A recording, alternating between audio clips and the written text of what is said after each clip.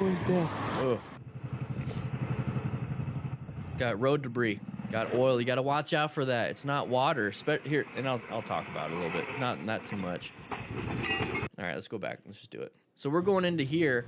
Now, the reason why you can tell it's not typical water, obviously there's no sun, or not sun. There is sun in the sky. There's no clouds. It wasn't just raining. And then typically when you see this and it goes with the path of a typical travel of a vehicle, that's not water. Okay, with good road design, the water goes off to the sides from the middle. And if it's Remember, everybody, we're raising money for the Distinguished Gentleman's Ride. We'll be talking about it more very soon. But you see on the top left, that is how much we have raised so far. Let's do it. Okay, so road hazards you got to watch out for. Okay, you're looking forward, you're scanning, you see a road hazard, you look back up, and then use your peripheral to see that road hazard so you can still look through the turn. But that's not what we did. We stayed on it, and we literally just lost traction.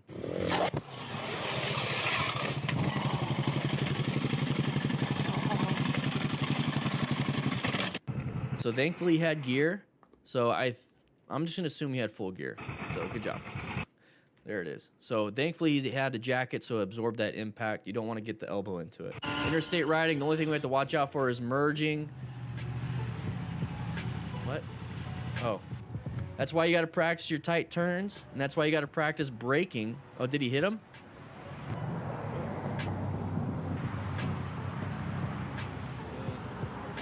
Oh, I think he hit her. I just got in a crash. Yeah, I'm sorry. Dang, I just messed up the homegirl's mirror right here. I'm sorry. Yo, that's crazy. Damn, see what you guys made me do? Hey, Troy. Got a number, didn't you? And that's how you get the number. Hey, you gotta hit the car.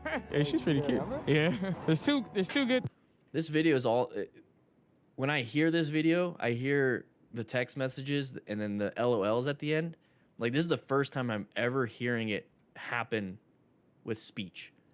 Like, almost every sentence has a so it's like, it's almost like somebody's texting it and then putting LOL at the end, but in real life. Anybody else get that? Things about this thing. Or there's a bad and a good. One, I just hit her car, the lady right here. Two, we got her number for insurance. Sorry, I'll text you when I.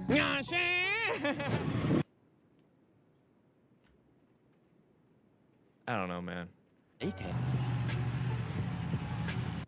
So he hit that. Okay. So Bray rides, here we go. We're side of the vehicle. This person's gonna apply the brakes and probably cut you off. Get out of there. Oh, you dumped the bike. Horn doesn't work. Horn doesn't work. No. Horn doesn't work. You gotta get yourself out of that. Okay? So right here, we got that side of the vehicle, okay? So this person's not slowing down, okay? Remember, we have to orient ourselves to the situation here. So if this person's gonna get into this lane, guess where this guy has to go? Do you think people like this like to slow down like us? You know, when we talk about these things? No, people don't like slowing down. They were just gonna go ahead and take this lane from us. Plus, we're in the blind spot. Can't be seen very well. He assumes that this person is the only person he has to worry about. So there you go. Deduce the situation. We're moving on with this, and then he's gonna go ahead and scoot over, and we're gonna apply the horn. Okay, this is where we got to get ourselves out of the dangerous situation here. Apply the brakes. Apply the brakes. Get yourself out of there. Whew. Escape routes can be behind you. Okay, deceleration is an escape. See, it doesn't work. Does not work. What is your horn going to do? Is it going to push them into the car? Do you think the white car wants to hit another white car, or would they rather hit a motorcyclist? Here we go. We're moving. We're moving. Side of the vehicle once again. Non-issue. Let him in. Let him in. You're going to get hit. Yeah. Tucker, thank you so much, man. Now. Go. Go. Go. Whew. Get out of here. So angry. I mean, like, just take a look at this. This is what's causing it. This is what's causing the anger.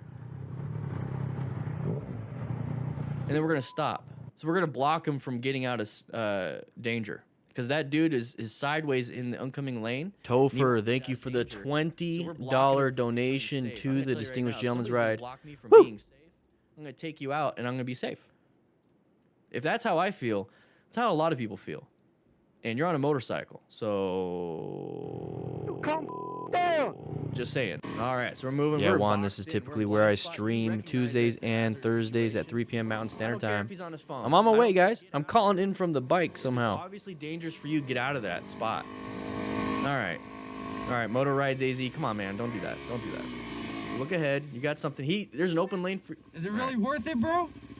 What you doing? Playing Pokemon Go or what? So? Come on, bro. Doing good. 82? How you doing? We don't enforce the laws.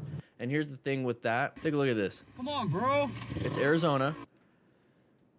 We were so concerned with the people on our left that we didn't even know that this Dinah, truck I was thinking about it. We'll talk about that soon. very Thank you for dangerous. the feedback. We're just sitting there just messing around. And now we're going to lane filter. Not legal, very dangerous. And then when we just take a quick look at this, because we talk about patterns, now we're speeding into an open lane when the lane on the left is going slow. So this person can easily just say, screw it, and we're accelerating, boom, we get hit. So overall, giving you an F. All right, so we're going into, Oh, it's like Star Trek. Hello. okay. Shields holding. I think this is just a fun thing to watch. You know, there's not one documented case in human history of anybody catching a virus through the air. A virus, once it hits the air, is dead. It has to be injected into you. That's why they're telling everyone to get tested. It has to be injected. go get the injection. Virus from the air, man. It's impossible. Irvin, welcome, baby. Yeah. Population of the world by the year 2030. Oh, it's a population control. The population now by the year 2030. Viruses cannot live in the air, huh? Got 9 years to do it. Well, they have a pretty good start. What do you think they got Bill Gates in charge of this vaccine bull? Because it's all about 5G technology, microchip bull. Microsoft knows something about viruses. I love talking to people like this. I love it. Microchip technology. I love talking to people like this. What kind of beer is here? I need a light beer. Whoa. Okay, so if I'm gonna do an after action of this whole thing, whatever him. But then we're like, Technology, that's what. What happened? Yeah? Alright, cool. Yeah, go ahead and tell Motojitsu that he can keep his rainbow belt. Hey, what's up, everybody? Danny the Fireman here. Welcome to the Crew Lounge. We're going to have some fun today. We're going to be talking about some motorcycle crashes out here on the interwebs using some 99 lives and maybe a MotoStars video. Well, if you guys are wondering what the heck this is all about, well, this is the Firehouse. This is the Crew Lounge for the best damn online motorcycle community in the world. Make sure you click that join button. But here's the thing. If you want to be a member, go ahead. What we're going to be doing until May is raising money for men's mental health and prostate cancer research using the Distinguished Gentleman's Ride 10-year anniversary charity ride. So I've been doing this since 2014, been raising money for mental health. Since then, I was the highest fundraiser in Phoenix in 2014. Had a blast, raised a ton of money last year because of the crew and how amazing you guys are. But here's the thing, can't do it without you. Okay, we were top 50 in the world for the past 2 years. Let's see if we can get top 50 again. But the thing is, we're raising money for a very good cause. We all know my own history with anxiety, depression, and possibly PTSD. And now I'm finding from my therapist, possibly ADD. I got a whole host of problems in my brain. But the thing is, we're out here working towards them. We're out here talking about it. We're out here reducing that stigma. We're out here making sure that people actually get that help. And I know a lot of you guys are riding motorcycles. Hey, keep it down. Okay, keep it down. Play some video. Rookies. Shh. The thing is, we all ride motorcycles for our own reasons. My own reason was to combat, there you go, some of that, and so I could focus on just one thing at hand. But I want to hear you guys' stories in the chat if you want to. We do have a mental health section on our Discord, our 6,000 plus member Discord. Very active, very inclusive, very awesome. And we're going to raise money. My goal is 10,000 this year. My first year I ever did it was $500. Last year I think we raised well over $6,000. And so far since 2015, it says 2015. I know I did 2014. Might have created a whole new account.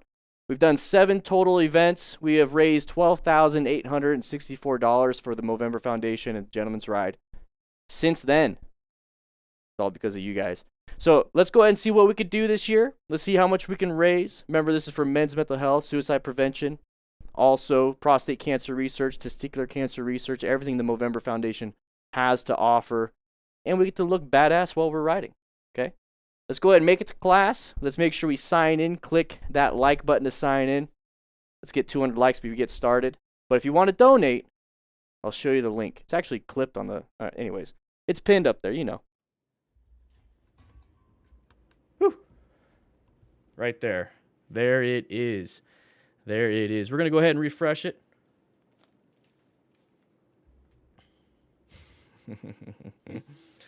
Whoa, Rider Guy. Thank you, thank you, thank you. This is the syllabus that we're going to be talking about today. So every time you say PTSD, I can relate. After my service, I tried to commit suicide 3 times. Oh, thank you for sharing that. It's a tough thing to share. And thanks to all the counseling I got through it, I will try to make the biggest donation I possibly can. Hey, you sharing that story has probably helped out. I don't know how many people that are watching this right now. Okay? Every time you talk about it, every time you don't use it as a crutch, every single time you use it as an experience, that's what it was. You make it less problematic for other people to share it. So thank you so much. We just got a new donation. I will be shouting your names out. Please do not donate to me in Super Chats. In fact, here's the thing. I know some of you guys have already done that, and that's perfectly fine. Thank you so much for the donations. Thank you so much for everything. But I'm going to go ahead and remove my Super Chats and Super Stickers for the next, all the way. I think all the way till the end of May. So no more donating to me. You can still become a member, but no more Super Chats, no more Super Stickers on this channel until we are done with the Distinguished Gentleman's Ride. So if you would like to donate like 82, Tony PR, and Topher, thank you so much. 82, man, you've been such a support. I appreciate it, man. I appreciate it. I will be shouting you out. I will be shouting you out. Supposedly I can't ride, so that's pretty interesting. Anyways, we also have a DDFM crew team on the DGR. So if you want to be part of the crew, let's go ahead and take a look at this. If you want to be on the DDFM crew team, please do so. How many people have we, or how much money have we raised so far? I think we have 1 member. What's up, Lance? How you doing? You're really quick to join. You guys can join yourself. So if you want to raise money yourself instead of donate to me, please do so. But if you're not going to be able to ride this year, or if you're just wanting to support a great cause, go ahead and donate to me. I'm trying to win. But you can join the DDFM crew. So far we have $395 raised, and I'm going to put $15,000 as the team goal. But I'm going to try to raise $10,000 myself. Okay, so you can join by clicking this link right here.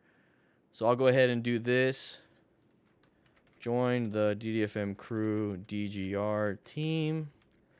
Boom. There we go. There we go.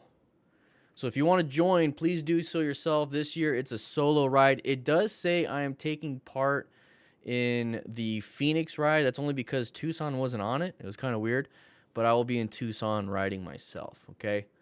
So this is what we're going to be doing for the next couple months. Every year we do the DGR. But anyway, so this is what we're going to be doing and talking about today. We have the March 30th, 2021 syllabus, which you can get on patreon.com/StanleyTheFireman.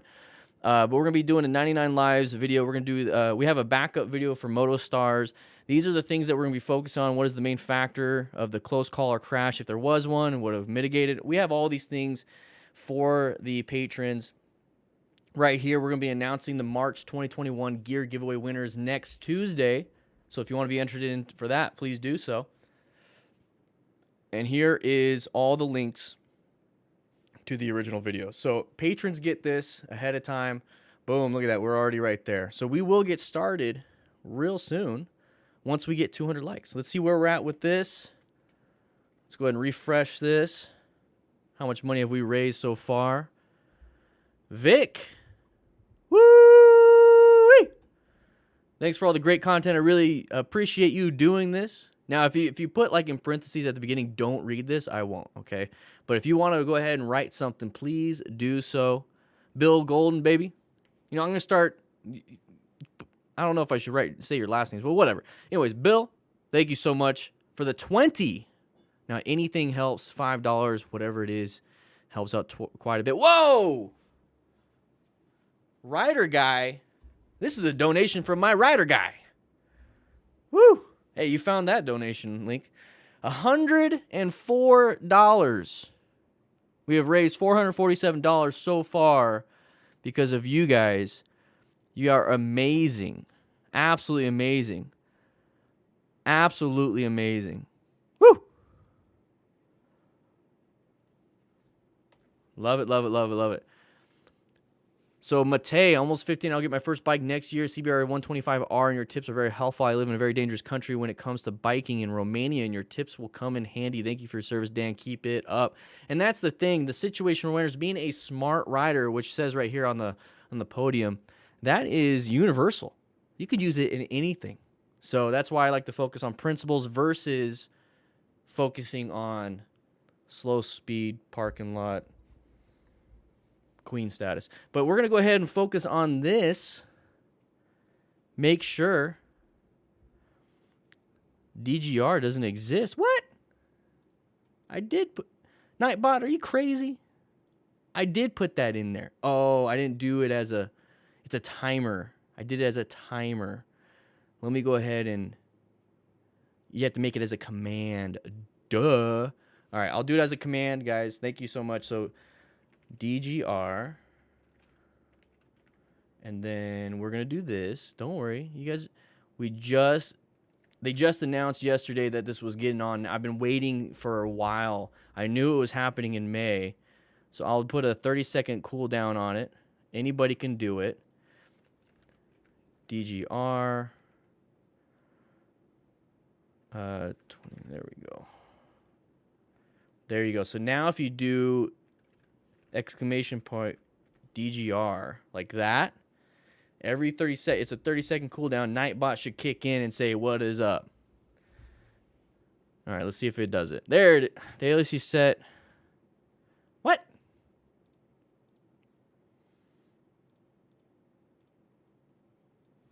All right. Let's see if that happens. Now let's see. Potato Kid, I think I messed it up. But anyways, love your work, bro. Mastering. Thanks, man. Appreciate it. Rider guy, I saw that, man. You are insane. Thank you so much.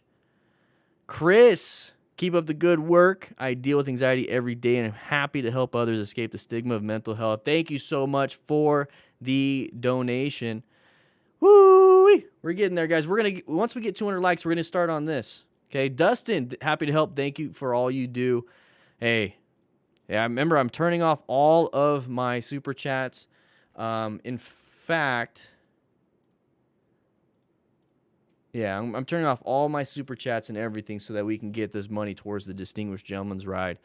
Almost $500 already. First day. Whoo-wee. There you go, Nightbot. Finally. Hey, Dan, don't know if you remember, but a couple weeks back, I brought my bike down to Phoenix. I just want to say thanks for all the videos. They've definitely helped riding down here. Meat Shield. Thanks to have you here. Hey, what's up, David? Professional piercer. Are you really a professional, or are you more like an amateur piercer? I don't know. Hello. I need like a Go XLR and get some voice mods. Woo-wee.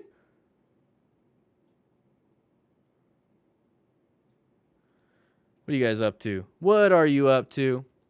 Waiting on the ride this summer with you? Yeah. I'm waiting for all this COVID stuff to go away. I can't wait. Cannot wait. Joe Brand, 159 likes. We got 200-something people in here. You must sign in. It looks like the table looks a little funky monkey, but we're going to fix that next time we show up here. Whew. But we're going to get once we get 200 likes, we're going to get started on this video right here. This is going to be up next. A 99 Lives video. Hey! That was a hit and run. Woo-wee. So we're going to be doing a nice... Hey, Bashar! Welcome, rookie! Make sure you clean up the bathrooms. They are pretty gross since the weekend. Smash like so I can see stupid Prius get smashed. Scott, did you just donate? Let me go ahead and refresh everything. Woo! Scott, keep up the good work, brother. I'm a former paramedic turned corrections officer. Really appreciate the content. Good. That's a tough job, man. Paramedic was tough too. It's probably even, I don't even know. I was an EMT. I've never been a corrections officer, but highly stressful, highly scary situation, highly dangerous. We're at 499. Who can make it exactly 5? Might have to just do 404. I hate odd numbers like this. It has to be like, perfect, but whatever.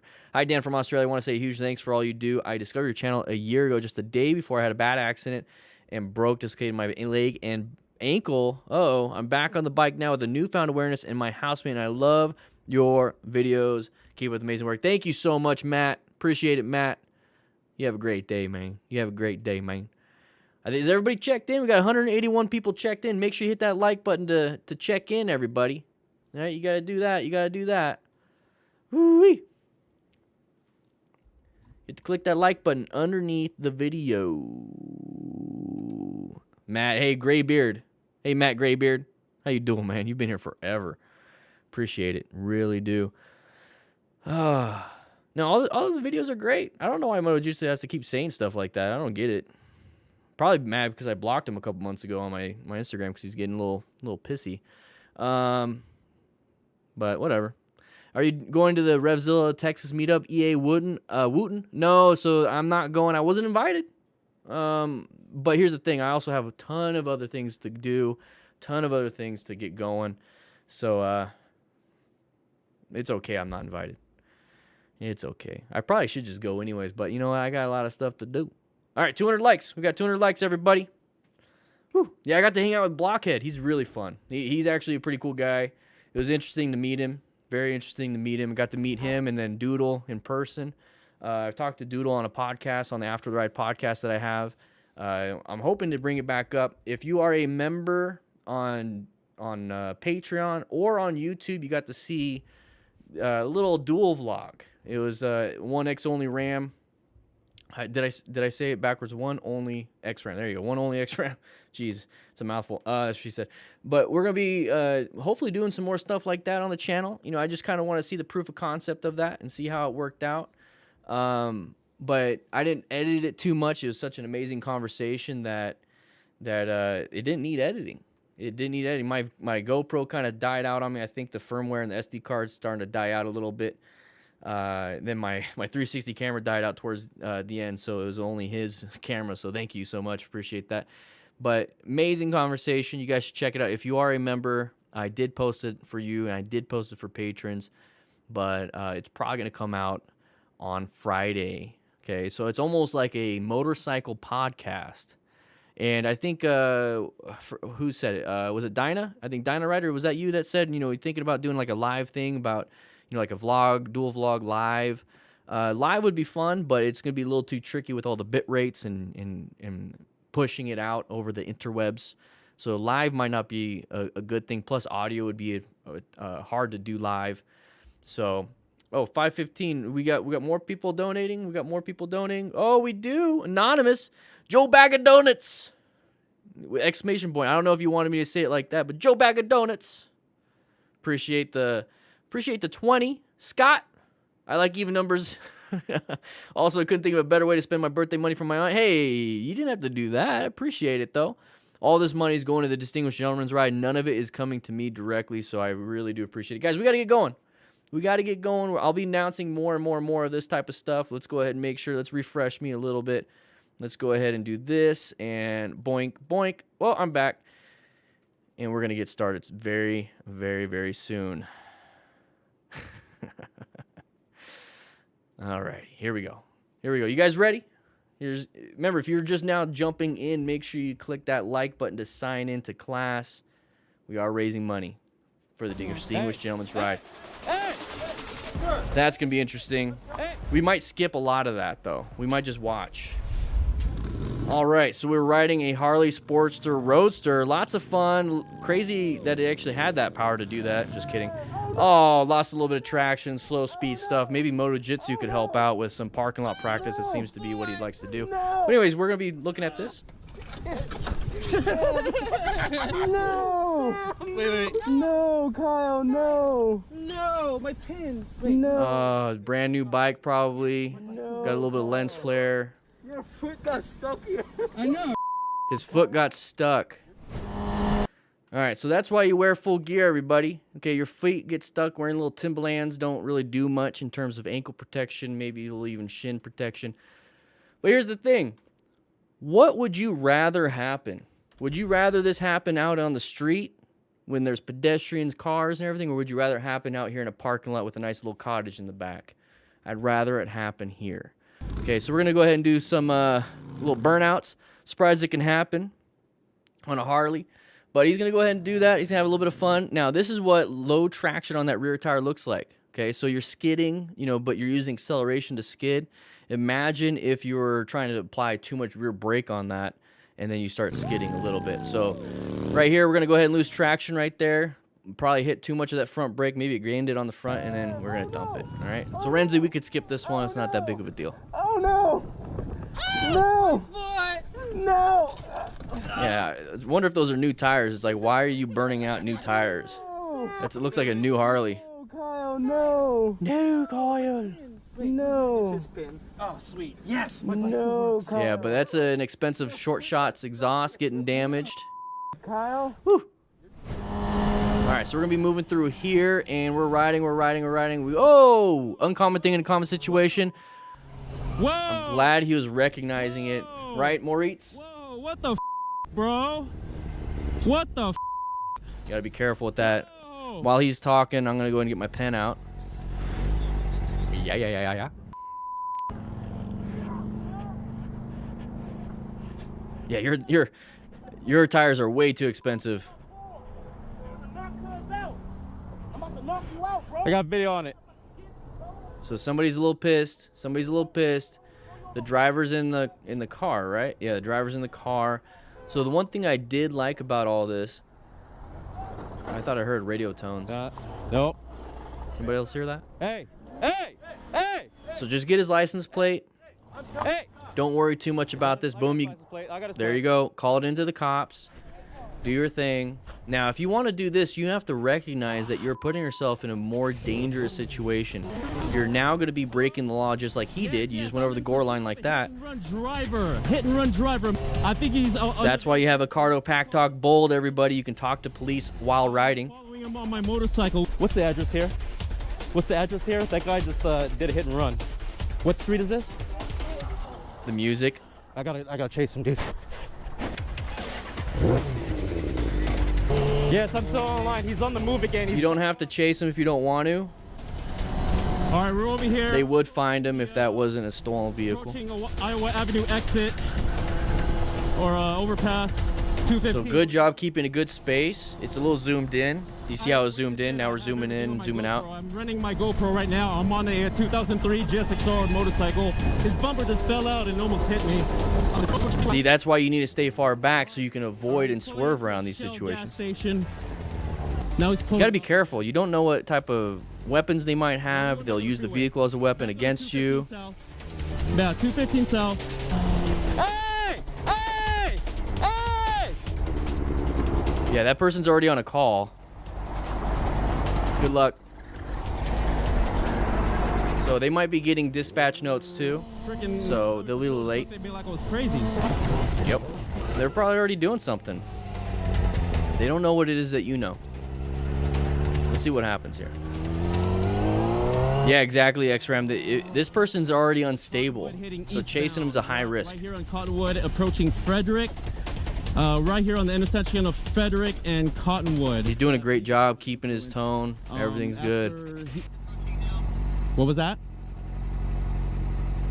No, we're parked. We're parked right now. Right before the intersection of Frederick. We're on Cottonwood.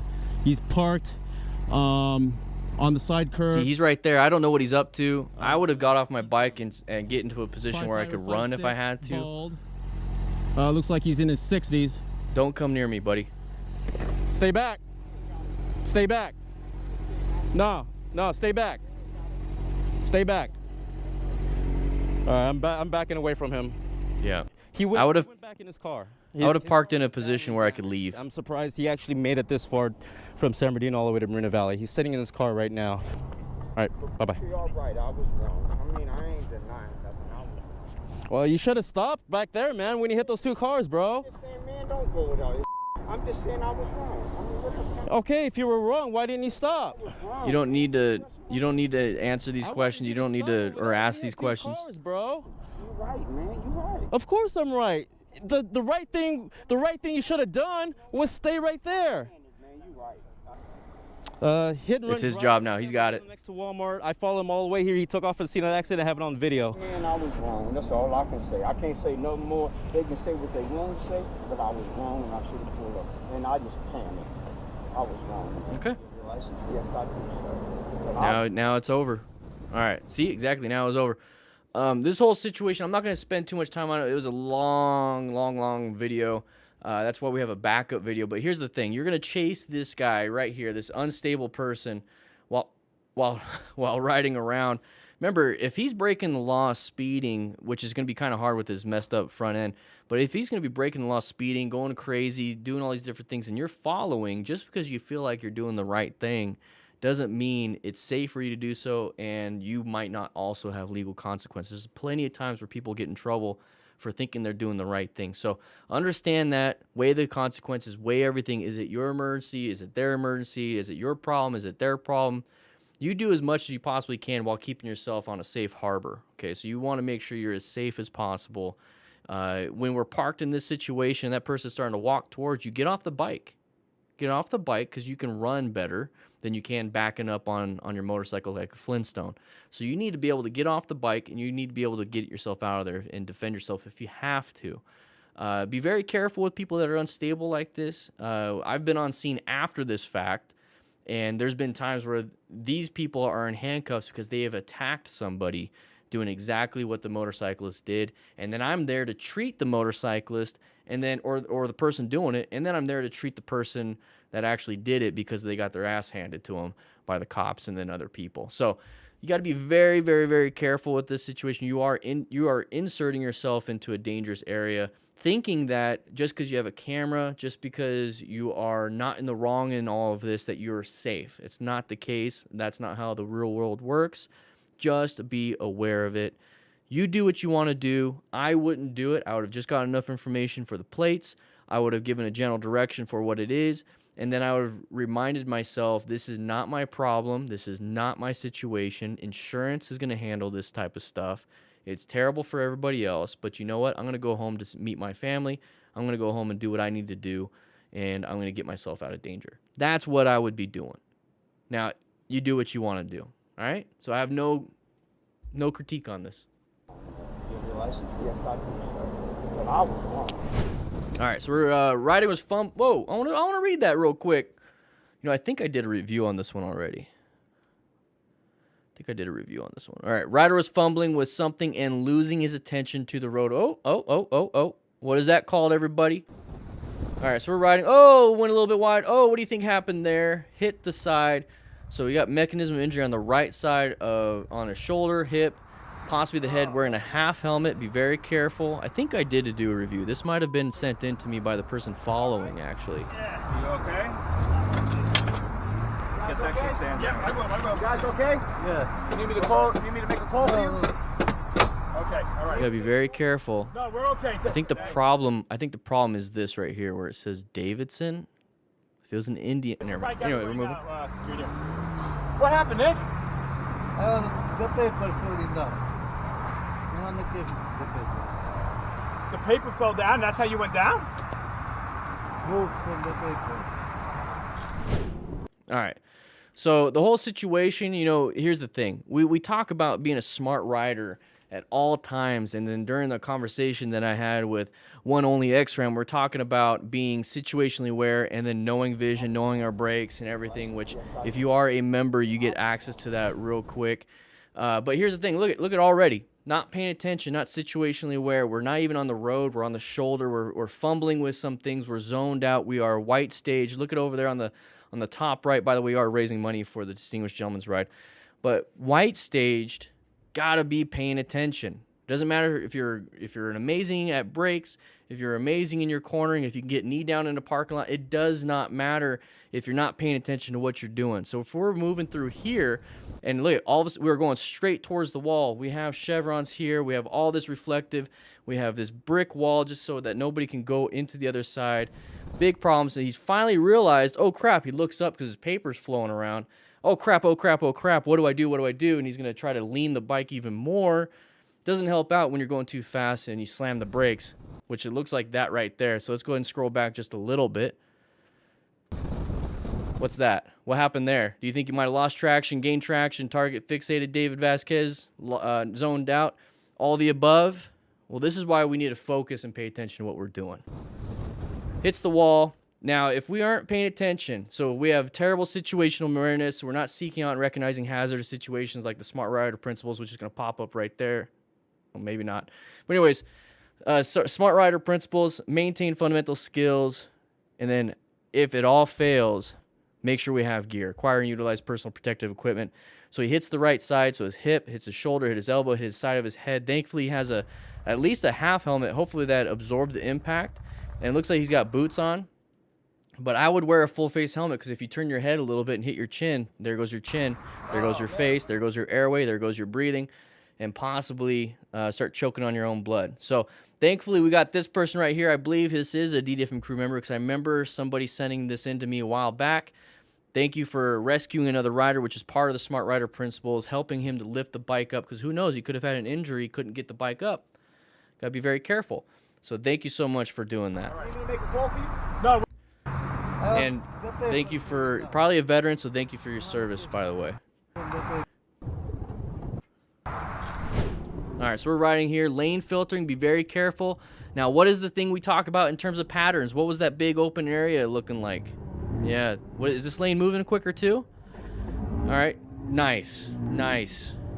You just broke a mirror on a Mustang when they need those more than any other car because they like to run over pedestrians. So anyways, we're going to be lane filtering right here. Okay, so lane filtering. What are some of the problems we have lane filtering? Just take a quick look. You can already see one of the problems. We have no escape paths to the left or the right. We can only accelerate or decelerate. Okay, getting your knee down in the parking lot doesn't help you here. So here's the thing. We can only do those things. We can't go anywhere. We have a terrible line of sight because all these vehicles are blocking our line of sight.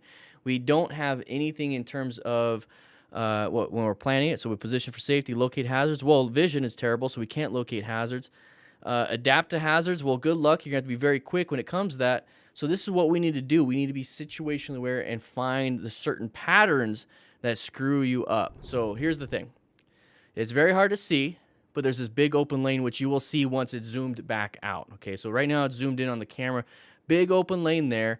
Mustang is wanting to go in there. So the pattern that we're looking out for is a big open lane on one side and not an open lane on this side. So if this open lane is right here and it's moving, there's enough space for a vehicle to get in, this person is going to want to go into that lane, and that right there is the pattern. So once you see like a big open lane right here, be very careful about anybody going over here and wanting to go into your lane. Very, very careful.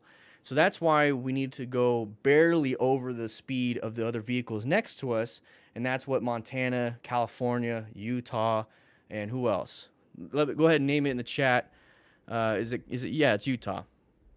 All these different people are now enacting some lane filtering, lane splitting laws, and a lot of them are based on of go a little bit faster than the speed of traffic, but not too much. It's typically 10 miles an hour. So that way you can progressively brake. This way you can find escape paths. This way you're not outrunning your vision, not outrunning your reaction time. And that right there is very important. So if the traffic is not moving, how fast should you be going?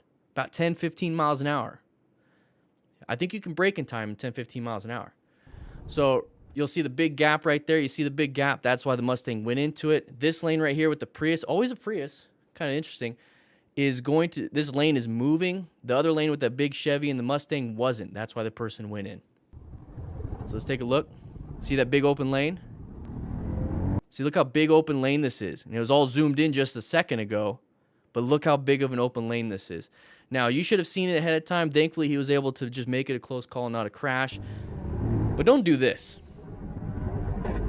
We talk about inattentional blindness and all these different things. That person did not see you. It made a mistake. They didn't check their mirrors, whatever the excuse is. Now we're going to break some mirrors.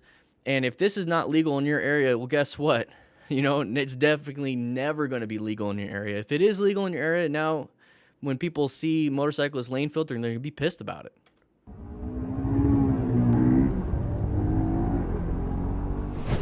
All right, so we're riding around on Scooter Bros. Looks like an RC. Oh, what do you think happened there? What do you think happened there? So his left ankle, that's why you wear gear. Look, it easily could have crushed. You can have crush injuries easily. Looks like the guy on the right there with the red shoes has already crashed multiple times. Duchess Holland, hey Dan, thank you for being there for men. I have PTSD myself. Above that, I'm dealing with a depression. I just lost my older brother and lost my dog after 16 years. Hope that is a little contribution will help. Greetings from the Netherlands. I truly do appreciate it. Thank you. I will go ahead and donate that money to the Distinguished Gentleman's Ride myself. I forgot I do have that Streamlabs donation. I'm going to go ahead and delete that from my description. So, guys, if you want to donate, especially if it's anything PTSD or depression or men's mental health related, please use the link in the chat and then also at the pinned part of the chat. I truly would rather do that. Burgundy with the 52. Thanks for the content, Dan. Stay classy. And if you ever make it to Washington, we should go for a ride. Yes. But I'm sorry to hear about your brother. Sorry to hear about your dog. That's rough, man. That's terrible. Sorry you're having to deal with that. Hope you're going to be doing better. We do have a nice support group on the Discord. Please swing by there. I made that Discord years ago, and that was like the only room in there for a reason. And then it just kind of blossomed into something else. So you'll have a lot of people like-minded hanging out there. So anyways, we're going to be riding through here. We got a Scooter Bro right here, you know, just kind of riding around. Our line of sight is terrible, but that's not going to be a big problem for now. So here we go. We're going to go ahead and get going. Scooter Bro's out of the way. Now we have a nice space cushion in between this white vehicle and this vehicle, which is us. So we should be able to stop in time, right? Well, you also want to position yourself for safety. So you want to be off to the sides just in case you're not paying attention, or just in case something happens, you want to be in like a lane filtering position. So we're going to get up to here. And he's going to go ahead and look right. Maybe he's looking at the fact that it's only a half helmet on Scooter Bro, Passenger Bro, and maybe looking at some people at the pizzeria, but we're not looking forward. So when it comes to what should we be staring at, it should be any type of hazard. It shouldn't be staring at anything, by the way, but what should we be looking at with our focal vision? We only have a little bit of vision. We have peripheral everywhere, but we have this focal vision. What should we be doing? We should be scanning all over the place, finding the best position for safety, locating hazards, right? So if we're not looking where we need to go, we're going to run into things that we didn't anticipate. So he's looking right, looking at the pizzeria. Maybe there's a cute chick, and then we're going to do this. You see the right hand? Let's take a quick look at this. So we're in a bad position. This is our total stopping distance. He finally realizes that person's applying the brakes, should be going green, and then we're going to, oh crap, there's a right hand. Look at that right hand. Is that progressive brake pressure? Well, let's go ahead and find out. Let's roll back just a little bit, and we're going to watch it at full speed. Nope, it didn't look like it was progressive brake pressure. It looks like it was a slamming of the brakes.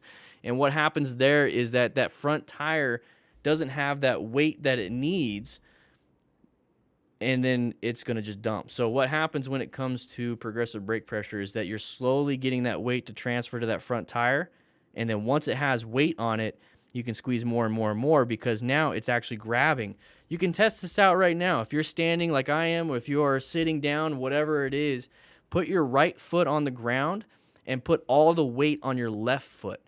Okay, so there's no weight on that right foot. Now go ahead and slide it back and forth. Your right foot, slide it back and forth. It could do it. Can you hear it?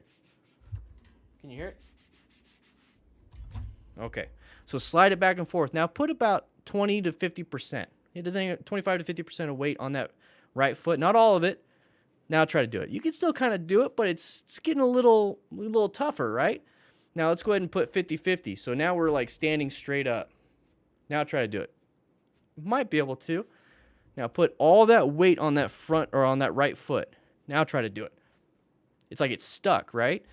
That's the concept of progressive brake pressure. At the beginning, you have 0%, so you can slide it back and forth. About 20 to 30 to 40 to 50%, it's biting the ground. It's going to grab it. Once you get 100%, it's stuck, okay? So if you slam it right at the beginning, boom, 100%, without it even touching, it's just going to slide. So that right there is a nice little visual representation, physical representation of why you need to squeeze, squeeze, squeeze, squeeze, squeeze, squeeze, squeeze, squeeze, squeeze, squeeze, squeeze, squeeze, squeeze. Whew.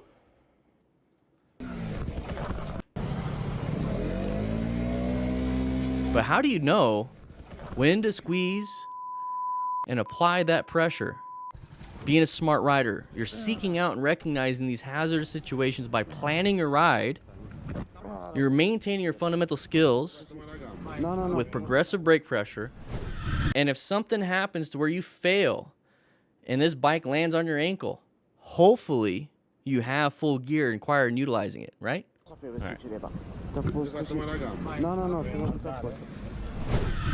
All right, so we're riding around here. Intersections, a little freaky. Watch out. Uncommon thing with the police on the side. Move over, adapt to this hazard, move back.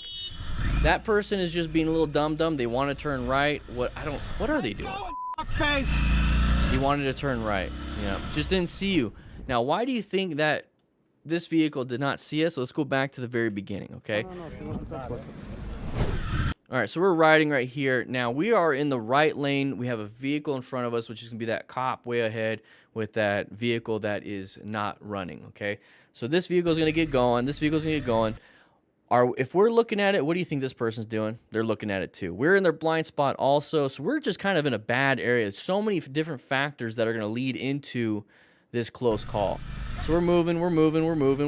Now we have to slow down because we have to adjust ourselves, adapt to a hazard that we located, right? Planning our ride. So we located this hazard. We're going to adapt to it by moving over into this next lane. And this Jeep right here also wants to get in the right lane because they want to go into the Delray Mall or whatever.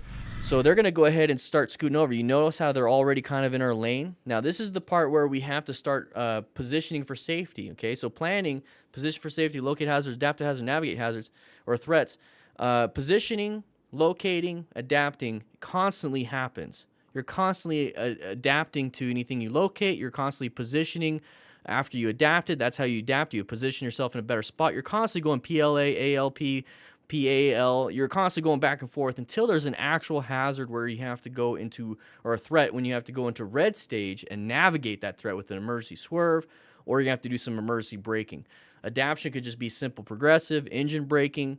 It could be just adjusting from lane position 1 to lane position 3. But right here, we're not in a good position at all. Okay, so we're super close, and don't tell me the GoPros make it closer than they appear, or farther than they appear, whatever the excuse is this time. We're super close. So what we can do is just do some simple engine braking by rolling out the throttle, or it looks like what he's going to do is go ahead and apply some progressive brake pressure, increase this gap, because you don't know what this person's doing. I mean, they're already crossing that line right there. So you know that they're moving over a little bit to the right, okay? So when we see this, we definitely see it. Now, we're looking at our thumb to make sure we're actually hitting the horn instead of our brights and our high beams, okay? So this is where you should already know your bike. You should already be bonded with that bike. You should already know all these different things. So you need to be paying attention. So instead of doing that, which is not an adaptation, it's not doing anything for positioning for safety, what you should be doing is applying some brake pressure. You should be getting yourself out of the situation so you can increase that space cushions, increase your vision, and then find different escape routes. Doing this is not going to save you because, look, nothing even happened anyways. We slowed down because we rolled off the throttle, did some engine braking. This is why we have a space cushion. The horn didn't do that. And look he wants to get on the right because he wants to go to Trader Joe's and get some very expensive food that you can get anywhere else. So that's what's happening right there. Now we're going to get close. We're not positioned at all. What if this person made a mistake and they're like, I want to get back into my lane. Oh, crap, I just hit you. Position yourself for safety. Get over here. Lane position 1. Don't be over here in lane position 3 right next to this person. That's not a good spot for space cushions. Get yourself over here. That's what I would be doing. That's what I would be doing. Nice going. Now he's going for. He's saying sorry. Face. That's what I would be doing in that whole situation. And that constantly happens. So now that we got out of this situation, we don't know if any of these dum-dums are going to be doing anything too. So just because we did one thing, got out of it, doesn't mean we're going to get out of it the next time. So we have to know what it is we're doing right. We need to know what we're doing wrong. And that is the point of an after-action review, is so we can do what's right, remove what's wrong, and just be better every single time. These are all practice situations. I don't want to be a part of it. I want to watch somebody else do it. So then when I go out riding next time, I'm not going to do it myself. Trader Joe's ain't bad. I like Trader Joe's. All right, so we're moving through here. Fear de Jin 9, like a genie, right? So good braking. That person's a dum-dum. But we see that all the time, right? Now this I wouldn't do because that puts you in a dangerous position, right? Put you in a dangerous position. So if you had a ram mount, they might have seen them. No, what you mean is a rock form mount. He needs a rock form mount using the link in the description for a discount. I got mine right here. Ooh, yeah. Anyways. Anthony, how you doing, man? All right, so we're going to get up to here, and we have this person applying the brakes, okay? This person's applying the brakes in a green light intersection. Now, it could be a bump. It could be a little kid laying down on the road. We don't know, all right? Either way, brakes means that they're doing something that is not going straight. They're not accelerating. They're not doing anything. They're making a decision for some reason. They need to apply the brakes. So this is why we need to maintain a good space cushion. So it looks like it's pretty good. Now, what I would do, instead of being right here, right behind him, I would kind of be over here, right? One only. So that's where I would be. That way I can see super far and see what's up. That's what I would be doing. That way I can see if there's a little kid laying in the road or whatnot. So it looks like he's going to do a nice wide turn to the left. A little bit late. Could have been a U-turn. But then maybe he saw in his mirror that there was a motorcyclist there and decided to change his mind and go straight. So here's the thing that I do like the best out of all of this, is that with his right hand and with his situational awareness, he wasn't going super fast and he was applying the brakes in a straight line. So the handlebars are straight, right? So here's the thing, handlebars, okay, and the bike. So here's the bike, here's the handlebars, okay? Typically, when you do direct steering, they turn like this, they turn like this, they turn like this. Well, you see right now, it's like this and like this. Here's the bike, here's the handlebars. He applies the brakes and is able to kind of dive in like this. If it was turned like this, it would go like this. It would fall down. I do have a braking video on motorcycle training concepts. You should check it out. But thankfully, he did a good job with his progressive brake pressure. He didn't panic. He didn't honk the horn and then run into him because he wasn't getting himself out of there first. You got to do that first, okay? Nice little horn afterwards, not a big deal. Now, maintain your space cushion after the fact. I understand you're pissed and you don't know what this guy's going to do, but here's the thing. I'd rather watch a dum-dum than have a dum-dum behind me. So we're going to get up to here, and we're going to go ahead and go through here. Now, this is a dangerous area. You look at your line of sight to the left. Now, maybe you saw it prior to doing this, but look at terrible line of sight. One's if he wants to park off to the right. You don't know. He's going to run you over. This is a crosswalk right here. You don't know if there's anybody in the park or in the crosswalk. It looks like Main Street. You know, a lot of people, a lot of pedestrians. Got to be very careful. Also, people wanting to cross. Maybe somebody wants to pull out. You're so focused on the car that was being dumb, you don't know if there's somebody else out there possibly getting you in danger. So we're going to be riding. Cornering is very dangerous for motorcyclists, especially those on cruisers, I guess. I don't know. I'm just saying that. Oh, a little loss of traction. Oh, well, pay attention up front, too. You got through one. And that's a high side. It does not look like he had full gear, so hopefully he's fine, but possibly some road rash, maybe some impacts to that right shoulder. Maybe lost a little bit of his tattoo. Here's the thing. If you guys spent thousands of dollars on your tattoos, don't you want to keep them? Put some sunscreen on it, moisturize it, get it touched up every couple years. Wear gear so you don't rip it off, all right? So here's the thing. We're going to get back. That's an UFA. That is an UFA. All right, so here's the thing. We're going to be riding around. We have a corner coming up. We have an amazing vision. There's absolutely no reason to get kneed down and possibly get black belt, but we're going to be moving forward because we should be going at an appropriate speed. We should be doing slow look, press, and roll. We should be slowing down before the turn. We should be looking through the turn, right? Nice, looking through the turn. And then we should also press to initiate countersteering, which it looks like he's pressing to initiate countersteering. And then once we are getting our nose out of the situation, maybe maintaining a little bit with some maintaining throttle, okay? Because you will go slower if you're just, maintaining the original throttle, because we can talk more about traction later. But the thing is, once the nose is pointed out, you go ahead and roll on the throttle a little bit. So you should do slow look, press, and roll, okay? You see how we start going wider? So let's go ahead and look at it again. Look at where we're at right now. So this is the moment we enter in. We're in lane position 2. This is where we also have to maintain a good line. Look how far we're starting to travel. We're starting to travel on the outside. Look how far we traveled on the outside. Do you think we might have been going a little too fast for the area?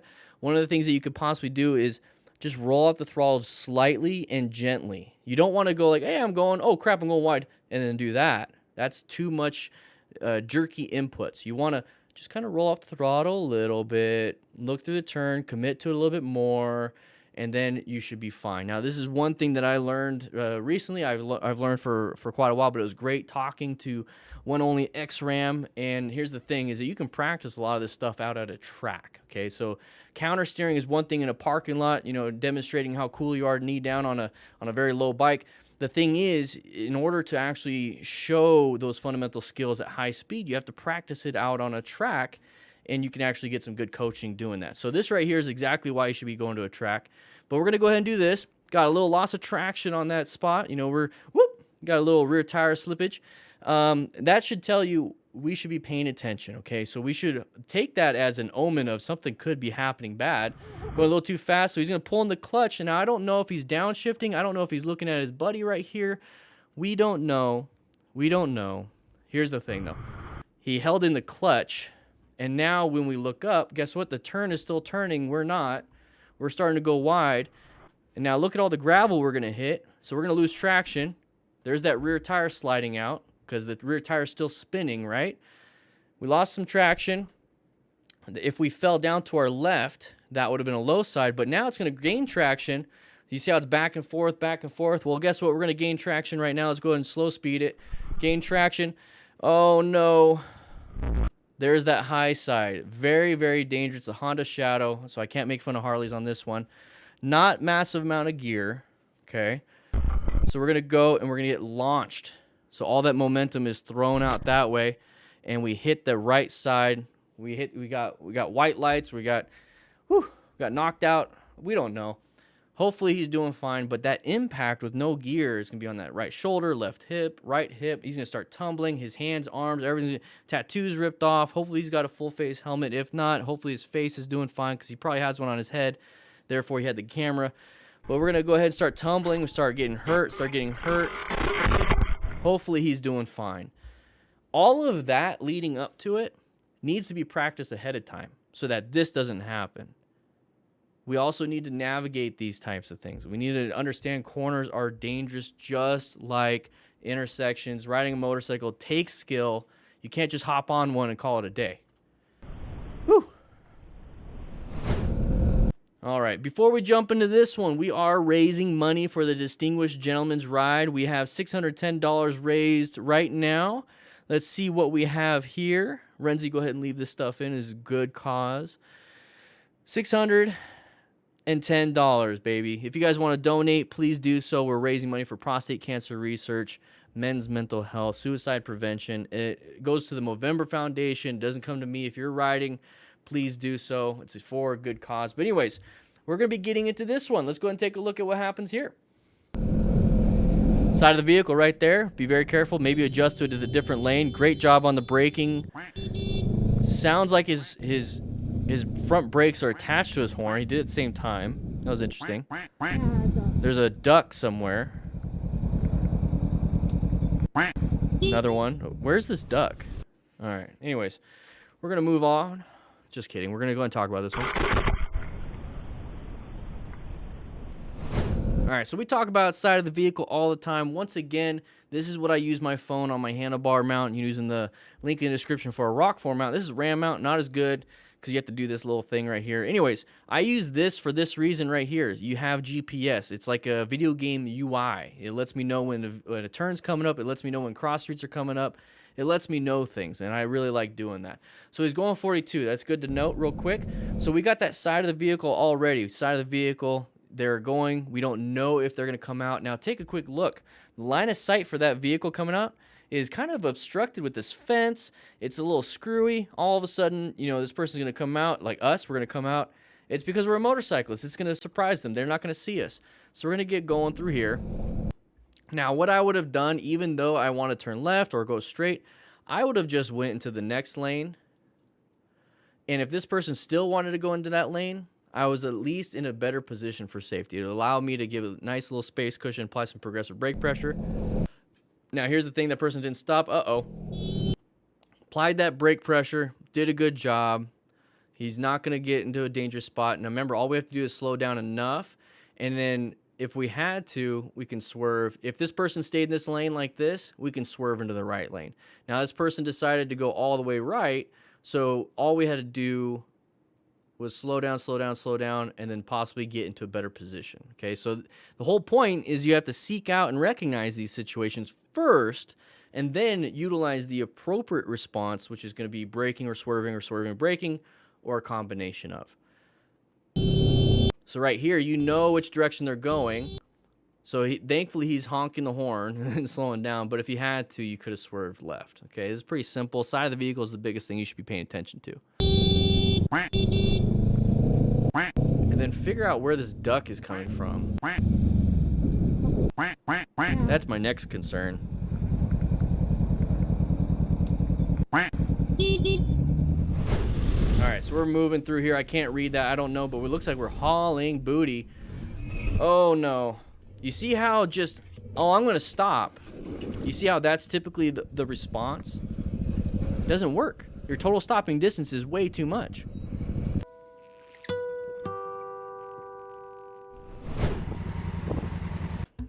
Was that the doorbell? Interesting. All right.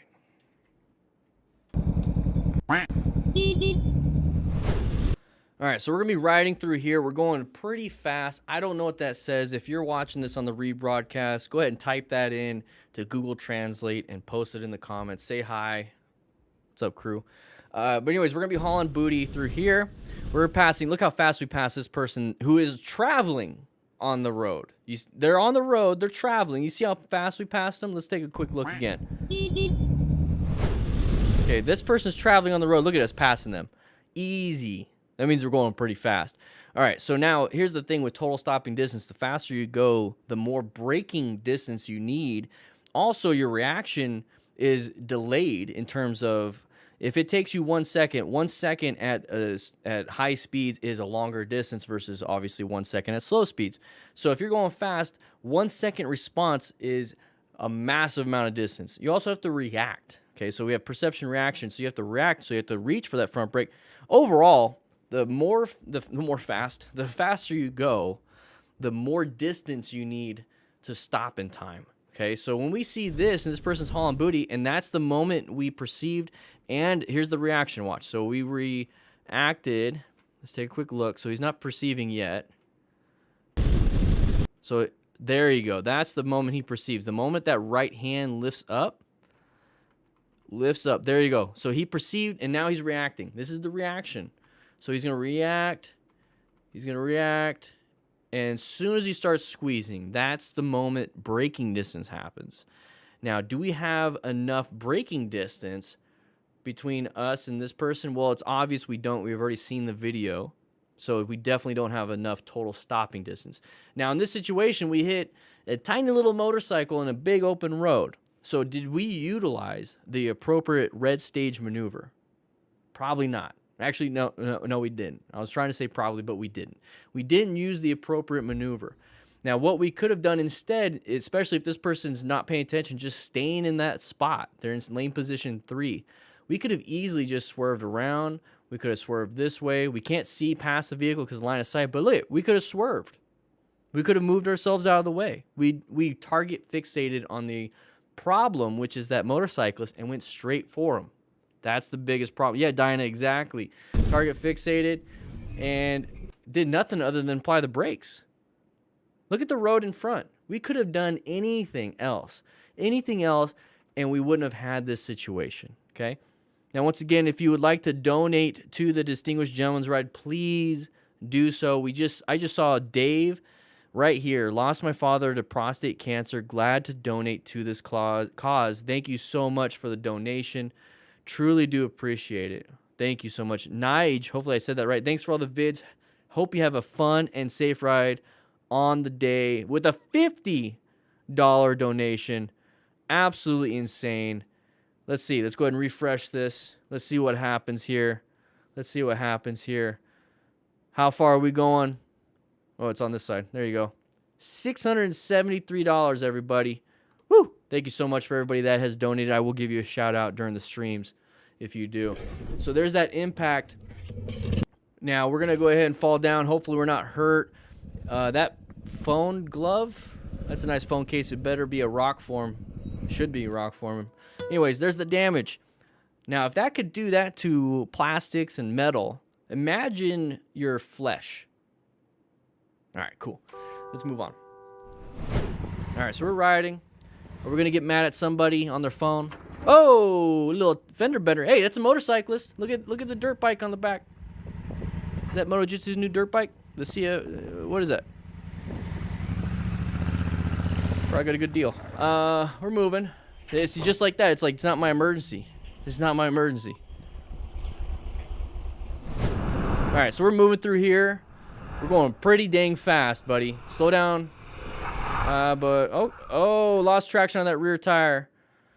Lost traction on that rear tire. Oh man, that's terrible. That sucks.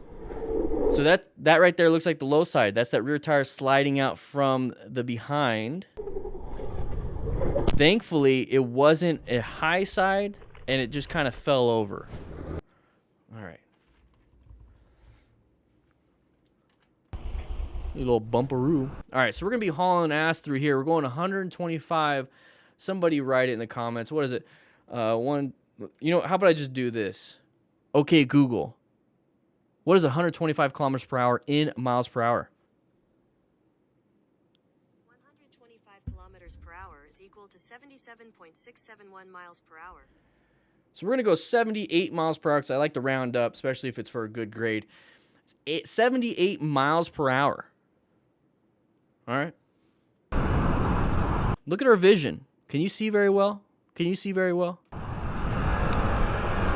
So now we slowed down to 62. So we went 120 to, so we reduced our speed by half prior to this. Okay. So a lot of street Rossies think they can do that right at the last second. Well, if you're doing that, hopefully you've got some good training. Hopefully you're doing some good trail braking. Hopefully you know what you're talking about and doing, I guess, you know.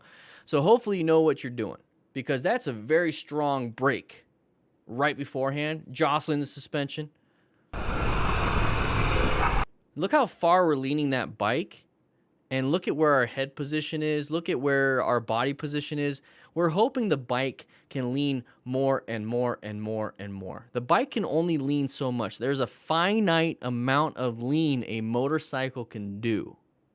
So if you hit that limit, you're going to lose traction. Now, if you have proper coaching, if you go to a track, if you do what you're supposed to be doing, taking some advanced classes, you're going to realize you can make these turns at speed with even less lean angle than you possibly ever thought you needed. I mean, take a look at this person right up front. You see how he's all crossed up? That bike is leaning over, but he's not leaning over very well. Okay? Take an advanced class, total control, MSF, whatever it is, do it. So he's going to go ahead and do this, loses traction. There's that low side. So you notice how the handlebars are kind of twisted compared to the body of the bike. That means that rear tire is sliding out towards the outside. Okay, the handlebars are looking forward, but the bike is like, no, I'm going to keep going. That's why you also wear gear, everybody. Whew. Tyler DeWitt entered the motorcycle gear giveaway, baby. Woo! Welcome, Tyler. All right, so notice this cop's in right turn lane. Okay, so we're looking left. Oh, okay. Nice. That's great job, Chrysler. Did a great job. Utter disbelief. You saw it before it happened. You're safe. It's all good. You're gonna put your cursor on my cursor. If you're watching this on your PC, try to follow my cursor. You good? You doing it? You doing it? This is hand-eye coordination. Are you doing it? Where'd it go? Where is it? Ah, it's on the right side. Sucks for you. All right, so anyways, let's go back. So we're riding. Now, here's that pattern I talk about all the time. Okay? Thing is, Streamlabs is crazy. Open lane. Open lane.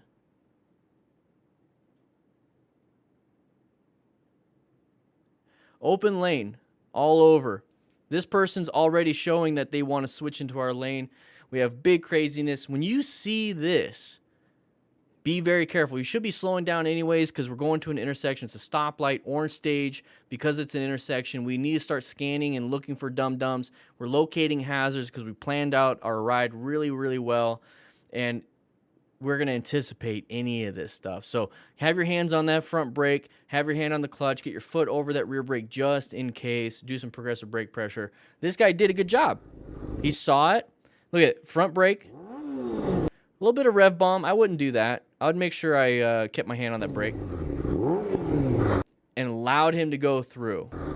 Now, I don't care what the cop has to do or say. I'm wondering why he's even right there. He's not going up into this area. Probably pissing me off. Maybe he's having to stop there for a call. That's why the person decided to switch left. Who knows? At the end of the day, you got yourself out of the situation, and that's all that matters. Bruh.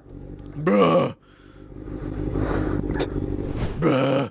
All right, anyways, moving on with this one. Nighttime, we have hazards at night. Can't see very well. Oh, oh no. Oh. Oh.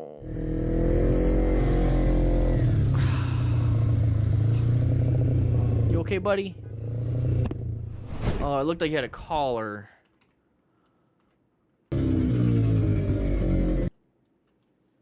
Oh, it might be a chain.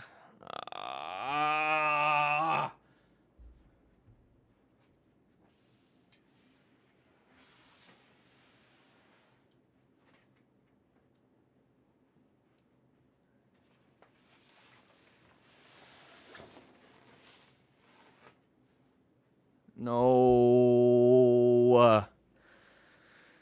If we could take anything out of this, look at his reflective gear. It works at night.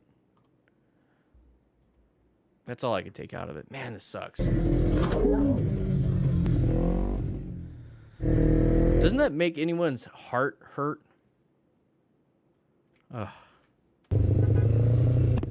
I didn't know that was going to happen. Yeah, I'd rather see people get hurt than doggos. Ugh. All right, so let's get to the very beginning of this one. All right, so we're riding this uncommon thing. Okay, well, not really. He's switching lanes. Oh, there you go. I was looking at the wrong thing. Use your fucking mirrors! Oh, what are we doing now? Use your mirrors next time! Use your mirrors, you little you ginger. Oh, you don't have to say that. All right, so anyways, what we need to watch out for in this situation is looking at what we need to look at. So here's the thing. This person's going to get out of her lane, and what's that going to create right here, class? What is that going to create right there? By the way, we are raising money for the Distinguished Gentleman's Ride. Let's go ahead and refresh this right there. It's going to go ahead and do it. Let's see if we can hit a bunch of money before the end of class. But anyways, we have this big open area right here, and we got to watch out for that. So now it's open. Now, what's this person over on the right side doing? Slowing down this person right here. This person sees, oh, look at that. Nice open lane. All I'm doing is looking at this person. Boom, boom, boom. I'm not looking at my blind spot. We're in the blind spot. And that's why it happened. So now that we know that's why it happened, are we going to get super angry? See, that's the problem, is that we get super angry because we're doing things and seeing things and experiencing things that are surprises. I don't want you guys being surprised. Because what if somebody said, hey, your dog got hit by a car? That's a huge surprise, and it's a very tragic surprise. You're going to be very upset.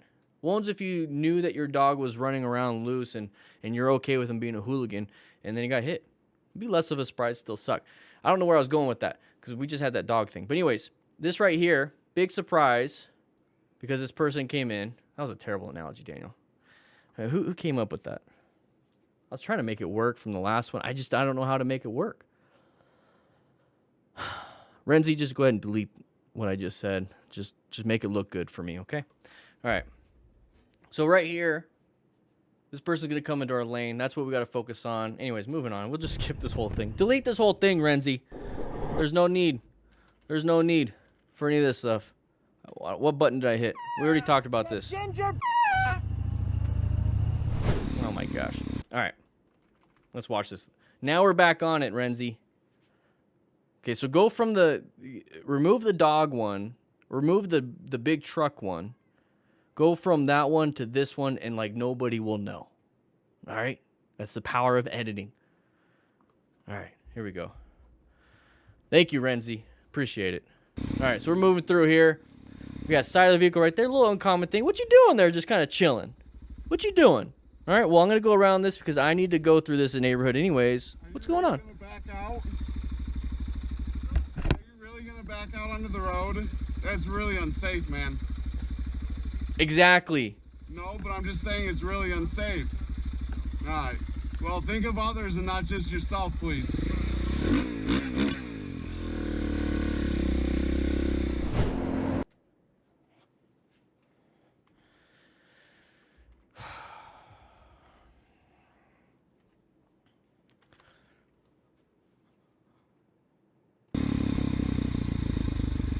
I really thought he was going to be turning right and just kind of taking it nice and easy because he saw somebody kind of backing out. It's not your responsibility, dude. Get around it and go. This whole situation. All right. This whole situation's kind of dumb. Let's move on. All right, so we're moving through here. We got lots of pedestrians, different cultures, different area. Good job. Oh, that's a big fear for stopping in the flow of traffic because you never know, even if motorcycles behind you are dum-dums. All right? So you got to be very careful. And the pedestrian just walks off like it's no big deal. Pedestrian's like, oh, well, you got hurt. You got hit. Not my emergency, right? That's the moment we got hit. So here's the thing. When it comes to a pedestrian walking across the road, is it your job to make sure that they get over safely? You can make it your job, but here's one of those consequences of making it your job. You possibly get hit yourself. So whenever I see something like this, it's not my responsibility. If they got hit and they're hurt, I'll go ahead and rescue that person on the ground. That's part of being a smart rider, right? And also being a good person, especially if you have the medical experience or, you might have the duty to act. But Good Samaritan laws anyways. The thing is, not my concern if this person gets hit by somebody else. It's my concern if I get hit. I'm going to navigate around this threat, which is him in the middle of the road, okay? That's why you got to plan your ride. Move out of the way, get out of the way. It's his emergency if he gets hit. It's not your emergency if he gets hit. It's not your emergency to make sure he doesn't get hit. Get yourself out of there. He gets hit because of that. So Hanley, 209 with a donation to the Distinguished Gentleman's Ride. Thank you so much, by the way. New rider planning my first motorcycle tour next year. Happy to donate a good cause. Help out a guy who's already taught me so much. Stay smart and safe. Hanley, 209, thank you so much for the donation. Woo. What's up, Justin Graves? It is live. Go ahead and take a nice seat. We're going to have a great time. We raised $694 today for the Distinguished Gentleman's Ride. Thank you guys so much. Anyways, let's go ahead and move on. So we're riding through here. Same super motard guy. We're riding. Watch out. Oh, 360 situation awareness. Good job. The motorcyclist is in the right on this one. He was not in the right when it came to that person backing up. He's in the right for this one, okay? It could have been the problem that he doesn't have as glorious a beard. It's a beard off right now.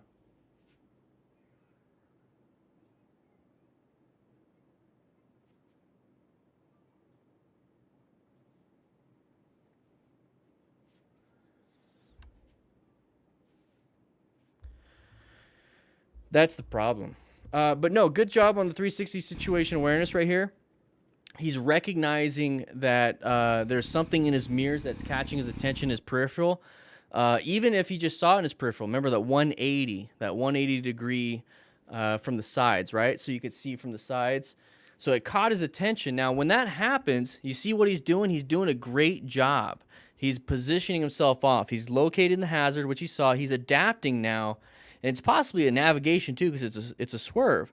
So he's putting himself in a better position for safety. Now, once you do that, yes, he is still a threat. So what you're doing is you're looking here, looking here, looking here, looking here, looking here, looking here, looking here, looking here, and then getting yourself over here into more of like a lane filtering position, because this dum-dum's going to want to take something. Now, if he's in that spot, what you could also do is put yourself over here in this position, apply some good progressive brake pressure, let the dum-dum in. So now you can watch from the backside and you can tell when they're going to do something else dumb. Okay, so that way they're not a surprise from the behind, they're a surprise up front.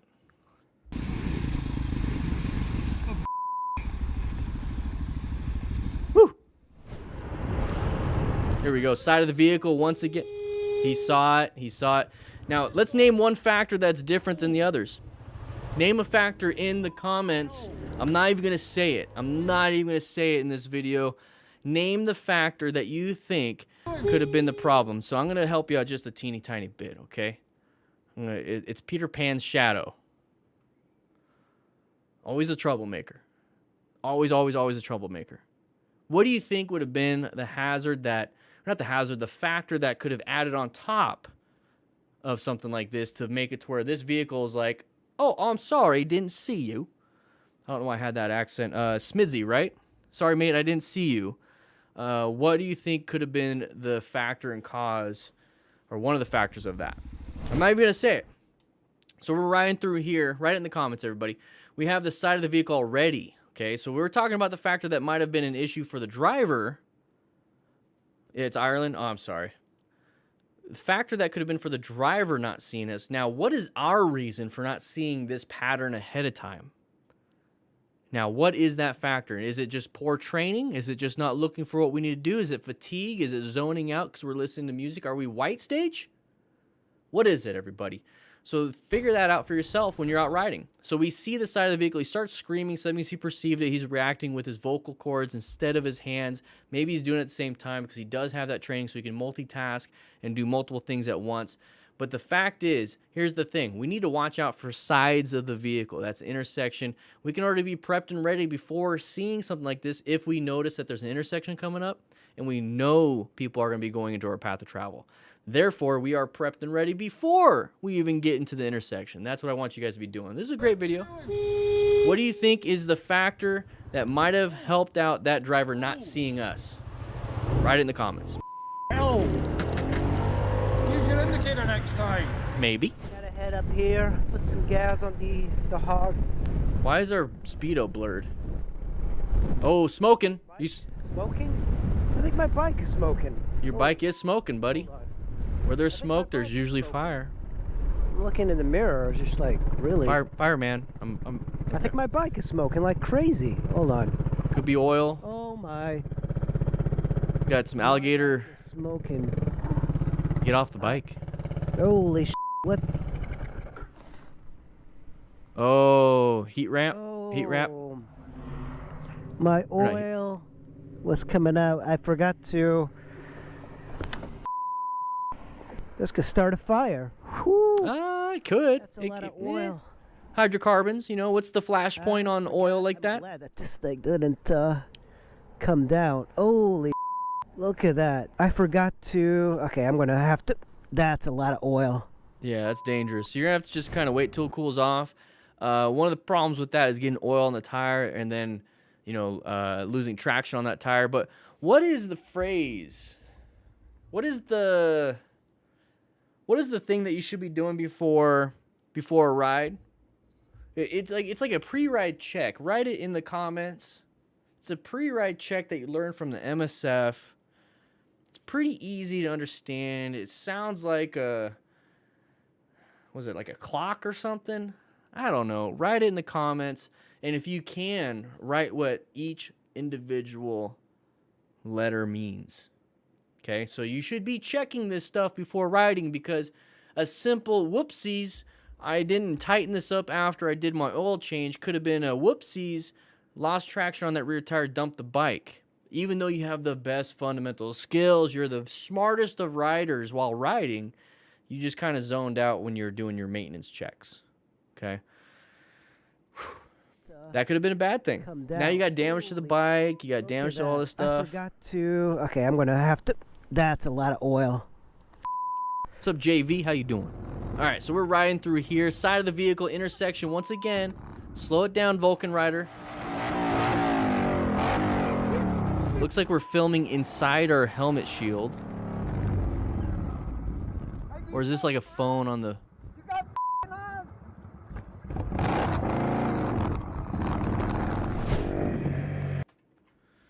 All right, so we talked about this whole thing.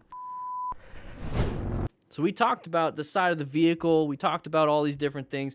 Now, why are we going into orange stage coming up to intersections? Okay, the easiest thing that we can do is find these lights and everything, then possibly stop signs and whatnot. So we're like, oh, that's an intersection coming up. What should I be doing, everybody? Class, what should we be doing? It's an intersection coming up. What should we be doing? All right, we should be paying attention. Going into orange stage, prepped and ready, cover those brakes, looking for specific hazards for intersections, okay? We're not too concerned about, you know, animals and deer running through here. We're not too concerned about a meteor strike. We're not too concerned about rain and oil being lifted up off the ground. I mean, look at the sky. It looks great, right? It looks great. So here's the thing. On an intersection, one of the most pertinent hazards you have out an intersection are path of travel violations. So it's typically going to be a person right here turning right, or this person right here turning left in front of you. Either way, we're traveling, boom, hit that person, or we can travel, boom, hit that person. Either way, it is a path of travel violation. Near future, T-clocks, tires, controls, lights and battery, O for oils, C for chassis, K for kickstand. You're the member of the day, near future. Member of the day. All right, so we're going to go through here. And there's that side of the vehicle. So we have pertinent hazards here. We have this person and this person. Okay, we have a left turn arrow that's yellow, so they should be yielding. But guess what? Cars don't know us very well. They don't. They can't see us. They don't know what's going on, especially in Texas. You can see the sign right there. Just kidding, Texans. We're going to be moving forward here, and that person's not slowing down, the person right here on the right. So we got to be very, very careful with that. That's going to be the side of the vehicle, okay? So we got to be watching for that. And as soon as we see that, we should be already rolling out the throttle. We have our hands on the brakes from being in orange stage, doing some progressive brake pressure if we have to. And it's a non-issue at that point. We're not surprised because we know these dum-dums will do this. We know that intersections are dangerous for motorcyclists, so we should be on high alert around intersections. And we should be proud of the fact that we saw this right here. We should be proud of ourselves with our situational awareness. Write in the comments, all you smart riders in class, write in the comments, if you start seeing this stuff, are you now proud of the fact that you are seeing this ahead of time? Doesn't it make you feel good?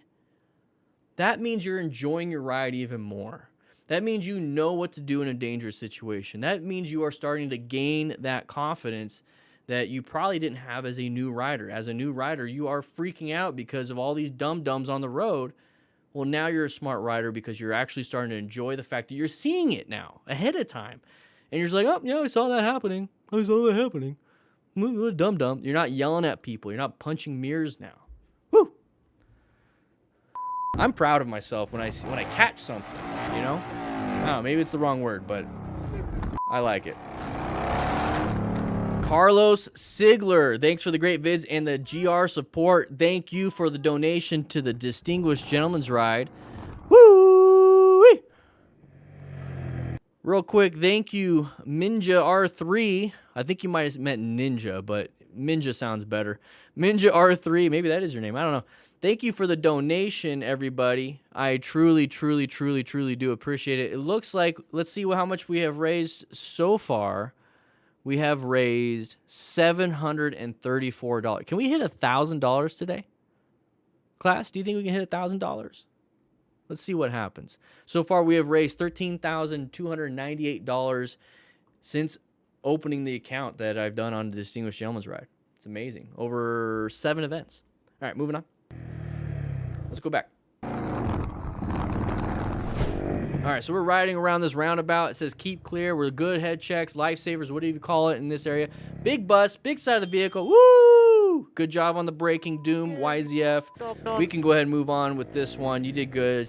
Situation where lane filtering. Whoa! Line of sight problem. Just like in a haunted house, you got to watch out for that. Oh, you got a little poo-poo in your pantalones.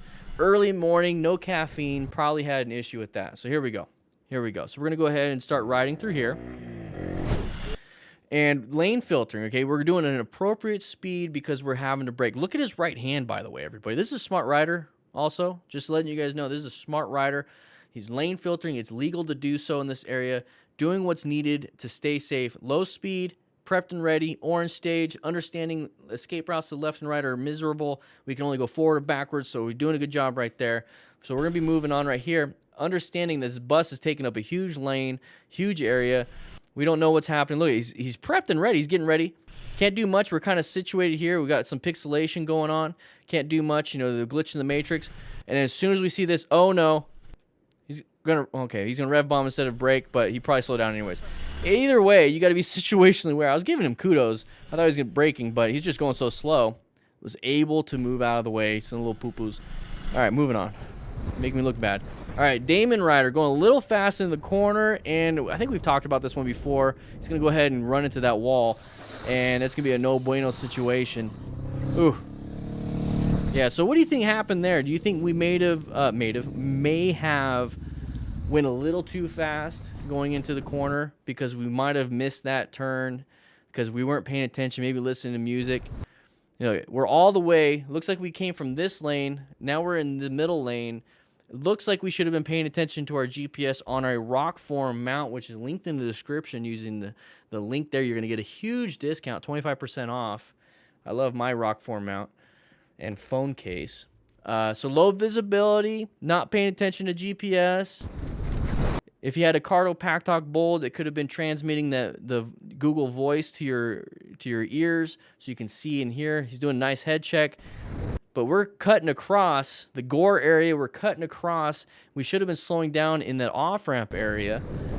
But we're not going to be able to do that. We're still going really fast. He's got his high beams on, so he has decent vision. He's the best vision he can possibly have. But it's not going to be enough. So we hit a bump. We can't see around this barrier. He's starting to get in position. He's doing look, press, roll. He's not doing slow look, press, and roll. And we're going to try to make it, but we shot out way too hard. You can see the exit, too. Doesn't that suck? You see the exit. Can't make it, though. And we're going to go ahead and start the low side. So we probably panicked, hit the brakes. We fell down before hitting the wall. So this is why we need to be paying attention, okay? When we're riding, we have a purpose from getting from point A to point B. Now, what is your purpose, everybody? What is your purpose for getting to point A, from point A to point B as safe as possible? Let me know in the comments. My purpose is, obviously, I want to get to point B because that's the destination I want to get to. But my purpose is because I want to get there safely because I have family at home. So what is your purpose? Why do you train your skills on a motorcycle? Why? Ask yourself why. Is it to become a better rider? Is it because you want to impress other people with your cool slow speed skills, going in a small circle on a small bike in a parking lot and getting your purple belt? What is it that you want to do? Why are you doing this? Ask yourself that. Tell yourself in a mirror, ask yourself, for me, it's because I want to be safe. How do I become safer? Just become a better rider. Don't put myself in dumb situations. Don't make myself go faster than I need to. Understanding my limits. Don't have that Dunning-Kruger effect. Do not do that. Okay? So this situation, we don't know why, but he went a little bit too fast. So you don't poo-poo your pantalones. That's a good one. That's a good one.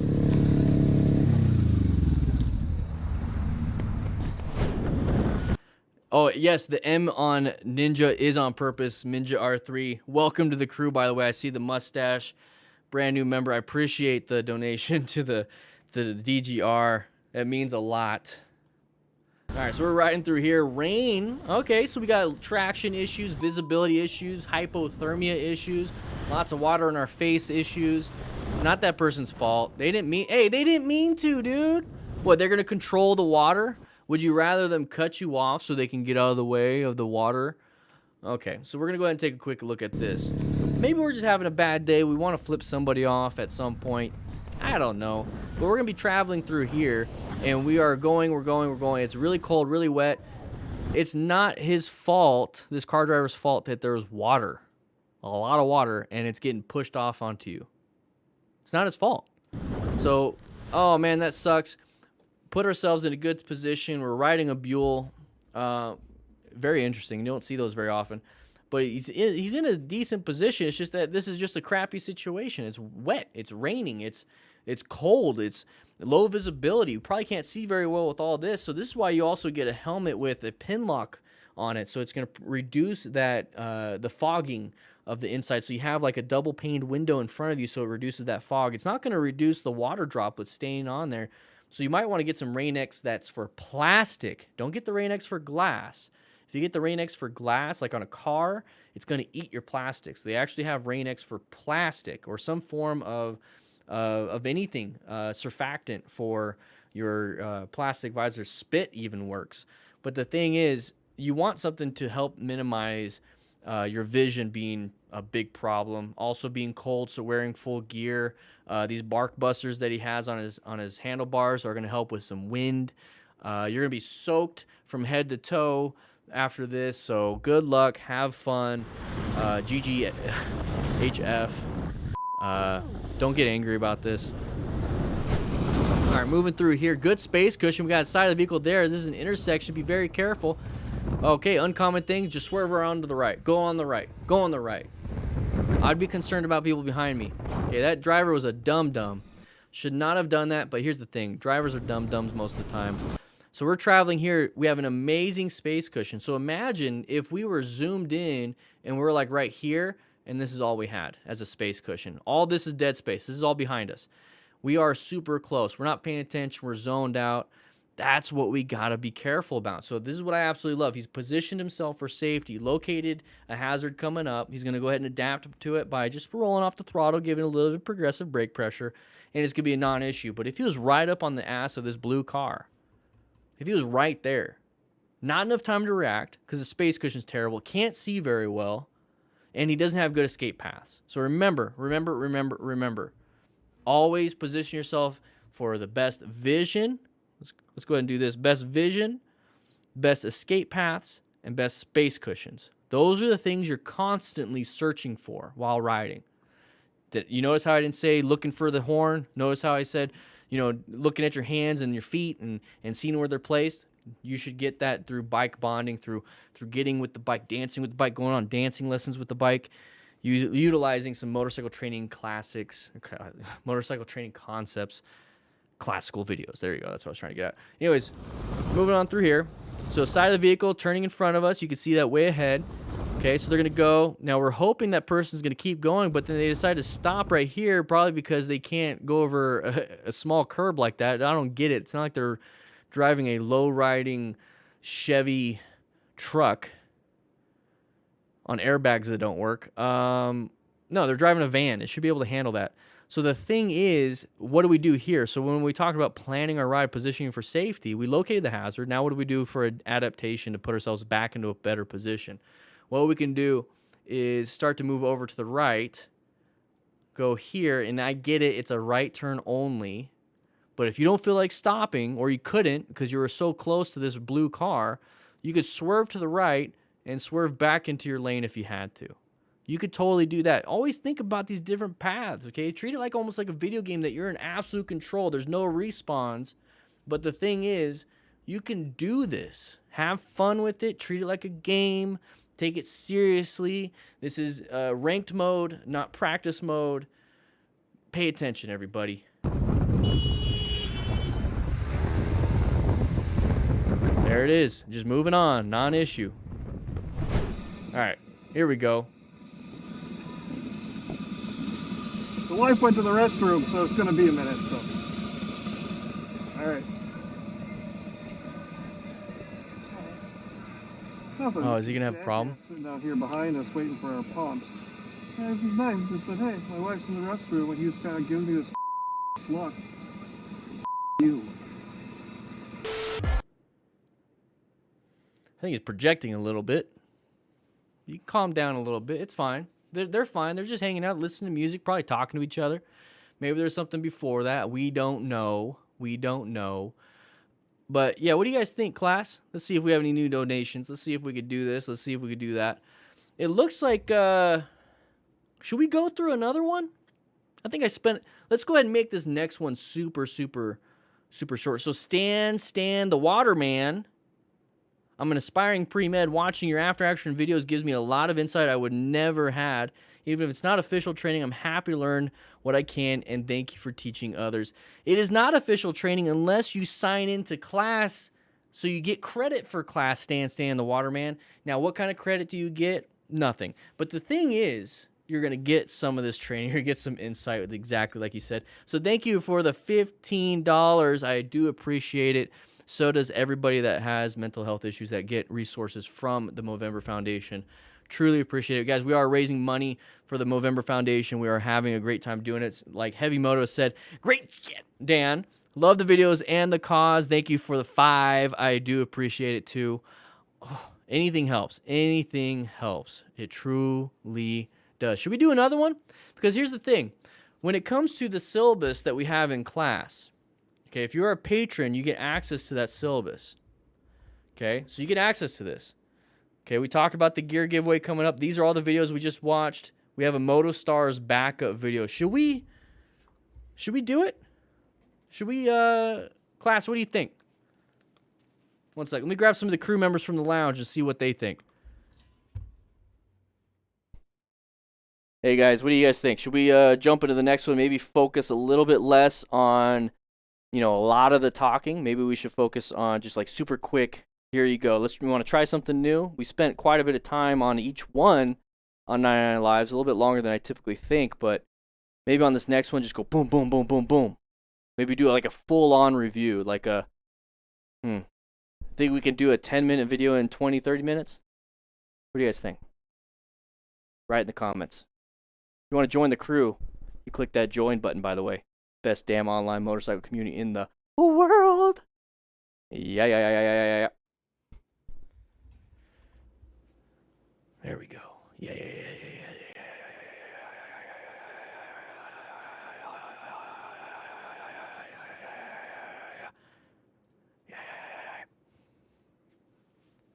Speed through? Lightning round? What do you guys think? The boom boom room. What? Wait, what? Asteris 1. Hey, man, it's been a while. Click that join button. Beat, what's going on? Well, here's what's going on. This is what we're doing. We just went over the 99 Lives video, okay? We just went over this one right here, 99 Lives. Okay, so now we're going to go into the backup video. This is the syllabus that patrons get. Here's some of the timestamps for the stuff. So the patrons get this. This is episode 43 of Riding Smart. We do this every Tuesday and Thursday at 3 p.m. Mountain Standard Time. It's good to have you here. So here's the thing. So yeah, I'll go ahead and click this. We got the backup video. I'll go ahead and click that. Let's go ahead and get out of here. Okay. One second. Let's do that. Let's do that. Let's do this. Let's start it over because I like the...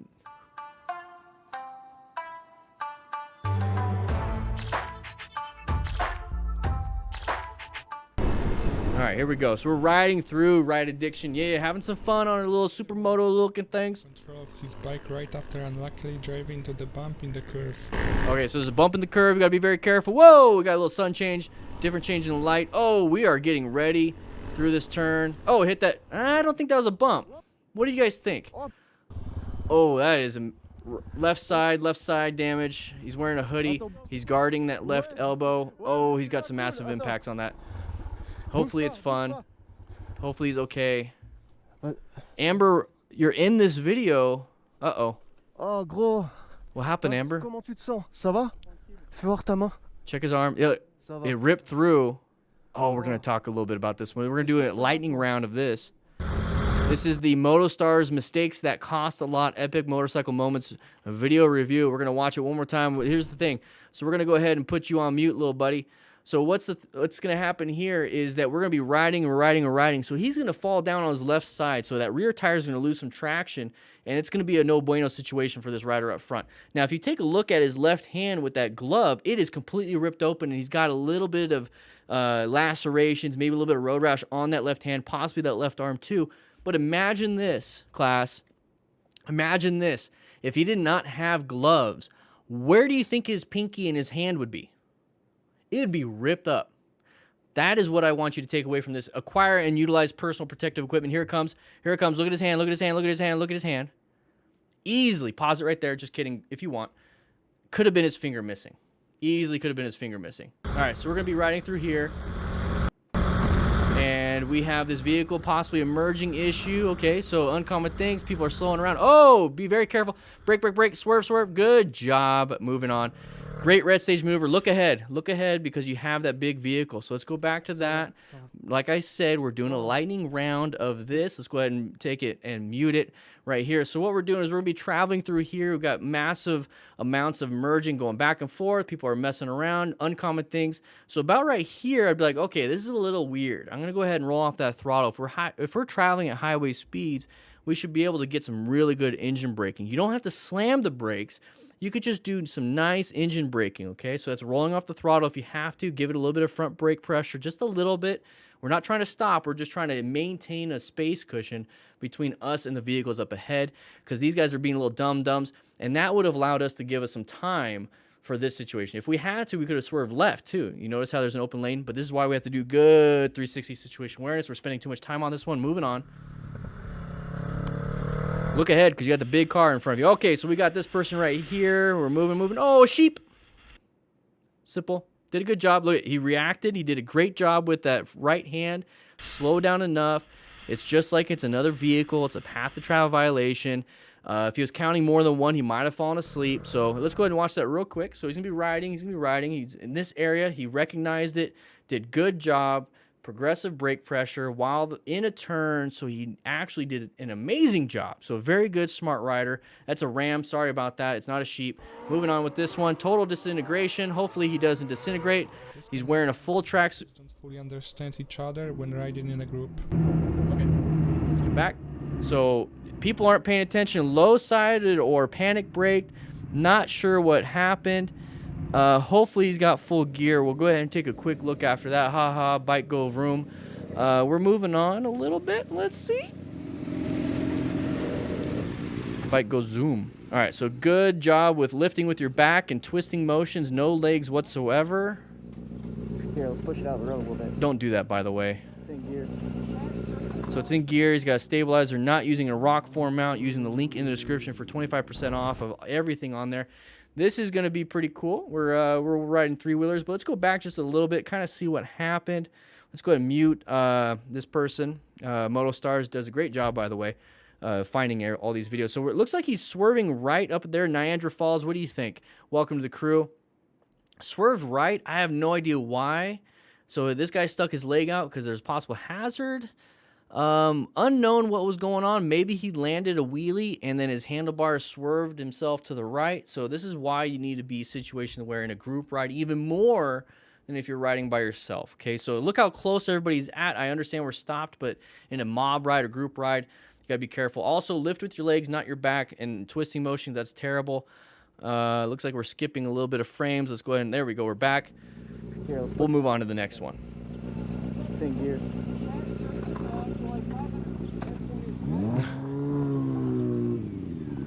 All right, so we're riding around on three-wheelers, having a great time with our buddies. The disadvantage of riding in a group where the rider's trying to keep up with the rest at all costs. Ride your ride. Ride within your abilities. Don't ride within the other people's abilities. Oh, no. Oh, man. So that person up ahead almost crashed too because the target fixated a little bit. So this is where being a smart rider and having a trauma kit to rescue another rider is very important. Also, having the trauma skills, the trauma training and skills to actually help somebody out. So look at this. This is fun. I might actually want to get one of these things, man. Look how much fun that would be. Yeah, good job controlling traffic. So there's always going to be somebody that's going to help out down there with the patient.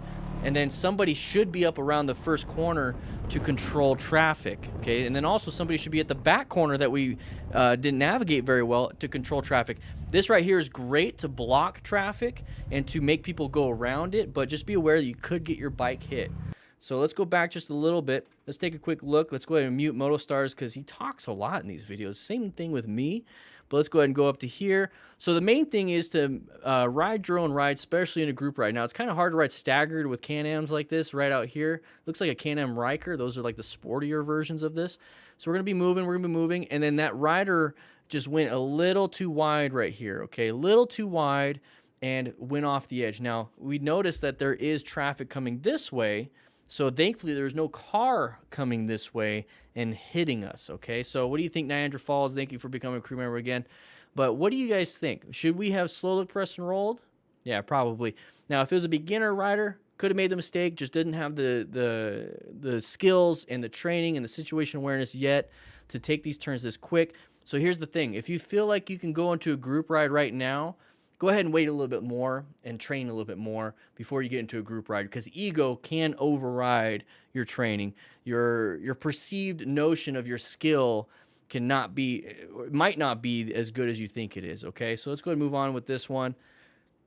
So be very careful with that. Remember, this is just a quick take on a lot of these different things. So imagine falling down here, hitting a tree, very dangerous for a simple mistake. It's not cheaper, or it's not sportier, just smaller and cheaper. Okay, thank you, Prodigal. All right, so we're riding through. The behavior of a biker here who cautiously and calmly blocks the traffic for the passing ambulance. Okay, so you don't need to block traffic for an ambulance. It's their job to navigate the traffic, especially intersections. They don't get to run red lights just because they're going through the emergency with emergency tones and lights. They're not allowed to just run through lights. So don't do this. Don't do this. Even as a firefighter, EMT back in the day, I never would have done this. Never, ever, ever. It's their job to do that. They have the training. You could possibly get hit because you don't have lights. You don't have sirens. So don't do that. All right, so moving on. So 65 miles per hour. We got a side of the vehicle right there. Emerging issue. Navigate or adjust to that threat. Did a great job. So this is why having situation awareness is very, very, very, very important. Okay, so most vile clubs actually in the chitty chat. Let's go back just a little bit. He says, yeah, I questioned myself after doing it. My girlfriend gave me shit. Okay, so here's the thing. That's called an after-action review. You just did most vile club. Let's see, where you at? Where you at? Let's go ahead and do this. Boom. You're somewhere in the chat, okay? So you did question yourself. That's an after-action review. You're doing a great job. It's perfectly fine. I thank you for letting us use this footage to be able to teach other people. You sent it into MotoStars. I'm not going to give you too much crap about it. It's just very dangerous. But last thing these EMS workers want is somebody doing this and getting hurt themselves. You know what I mean? We would rather get hurt than you.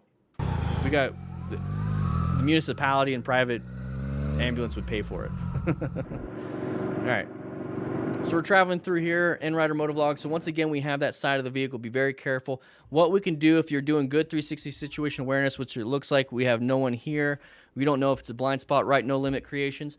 So what we could do is move over into this lane, and that's just adaptation to this located hazards. Remember, plan your ride, position for safety, locate hazards, adapt to hazards, navigate threats. We could easily move over, just real simple. Move over. He kind of did that, and he did a good job with the brakes. Did a good job. Got out of there. That's all you need to do. And we don't want to get hurt either, Tony V, but I mean, as a public servant, I'd rather me get hurt than them, but if they get hurt because they did something weird and not right, then I'll just take care of them. You know what I mean?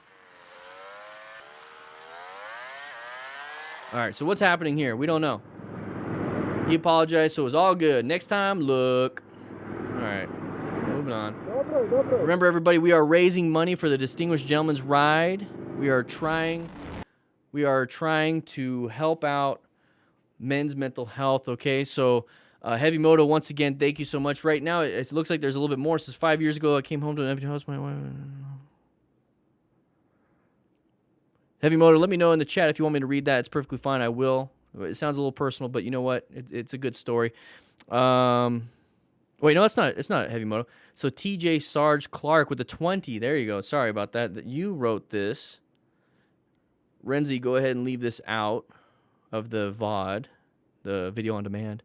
This is a live stream special response right here. So 5 years ago, I came home to an empty house. Just double checking. Empty house. My wife of 18 years cleaned me right out. Took our pets, everything in the house, and tried to leave the city with our daughter. I spent the following 2 months hitting the bottle and seriously feeling like just ending myself. Thankfully, my fellow writing friends helped to pick me up. I just keep looking at the chat real quick. Sorry about that. I cleaned up, started writing again, went to a therapist, and began the long process of trying to restart my life. I am now proud to say I got my daughter back, and my ex-wife is off title of the house, met an amazing new lady, and I have made leaps and bounds towards healing myself. It is not an easy road, but my message to others, there you go, so I will read this, it's fine, to others, that you can do it, keep fighting, keep going forward, and never let pride prevent you from seeking professional help. It was the best thing I ever did. So Renzi, I said to cut this part out, but leave that part in, cut out the parts where I'm talking to you. But here's the thing, everybody. I want to say thank you, TJ Sarge Clark, for sharing that. 18 years of being with a partner, for them to do that. I mean, there's a bunch of different behind the scenes and whatnot, but here's the thing. That's rough. Took your pets, took your kid, tried to take your house. You just came home to an empty house. Felt terrible. You spent 2 months hitting the bottle. So did I. I've been divorced. I know that feeling. I truly do. Feel like just ending yourself. So did I. And that's the thing. I want everyone to understand that suicidal ideations is one thing. Actually doing it is another. But having them does not mean you're a bad person. It just means, hey, it's a wake-up call. I've had those before. I've thought about killing myself before too. Okay? I don't want that to be a stigma. I don't want people to be, oh, look what you did. No. Everyone goes through some very, very low lows. But the beautiful thing about this is that he had a fellow writing friends help pick him up, cleaned him up, and started writing again. I had my buddy Matt do that with me. He started seeing a therapist. I've been in therapy for a whole year, all of 2020. And then prior to 2020, I was in therapy. But all of 2020, every single month. 1 to 2 times. Once a month for the first 4 months, and then twice a month for the last 8 months. It's already almost April at the time of this. So twice a month, all of 2021 too. Start a long process of trying to restart your life. And look at all these good things that happened ever since healing yourself. Never would have happened if you ended it. And look at you. You found a new lady that's helping you heal. You're seeking professional help. You have professional help. None of these good things would have happened. None of them. None of them. Thank you for sharing that story. Really, truly feel like that's going to help somebody. Truly do. And that's the whole thing that we're doing here with the Distinguished Gentleman's Ride, everybody. We are recognizing that this is a reality. Very, very good. All right. Here we go. So we're moving. This hasty and not fully safe driving of the driver that was so strongly criticized by this biker. So we're moving through here. I don't know exactly what's going on. He's got his GPS going. We're hanging out in the blind spot. Not a very good spot. Possibly have a merge issue with that person. Okay, we're out of the blind spot. We're good. See how we're just constantly planning and positioning and locating things. So it looks like we had an issue behind us. Looks like they decided to do that. Now we got to be careful with them getting up on us. Okay, so good 360 situation awareness. Let's see what's happening. This person's switching over. Why are we doing that? Not our problem. Not our problem. They can haul ass if they want. They used it as a passing lane. Okay. Which it looks like that's what it was used for. It's not an issue for us. Looks like they're just doing what they wanted to do. Did you confuse California with Pennsylvania? Did you confuse California with Pennsylvania? Don't put your hand in my car, buddy. In California, it's against the law to beat your...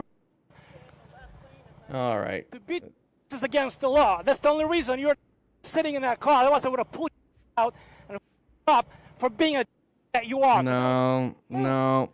Exactly, Jeremy. Bold strategy, Cotton. How far did you get? It's a traffic. 50. It doesn't matter. 55 miles an hour. Ay. Chill. You're wrong. You're wrong. And I'm being nice. No. Because I'm not in a big ass truck. If I was in a big ass truck, maybe. I don't. Anyone. I'm cringing a little bit. I'm cringing. All the lanes are busy. It's not a highway. It's a street. It's not a highway. It's not a highway. You're wrong. Okay, moving on. We're not going to talk about this one. All right, too fast, too smooth.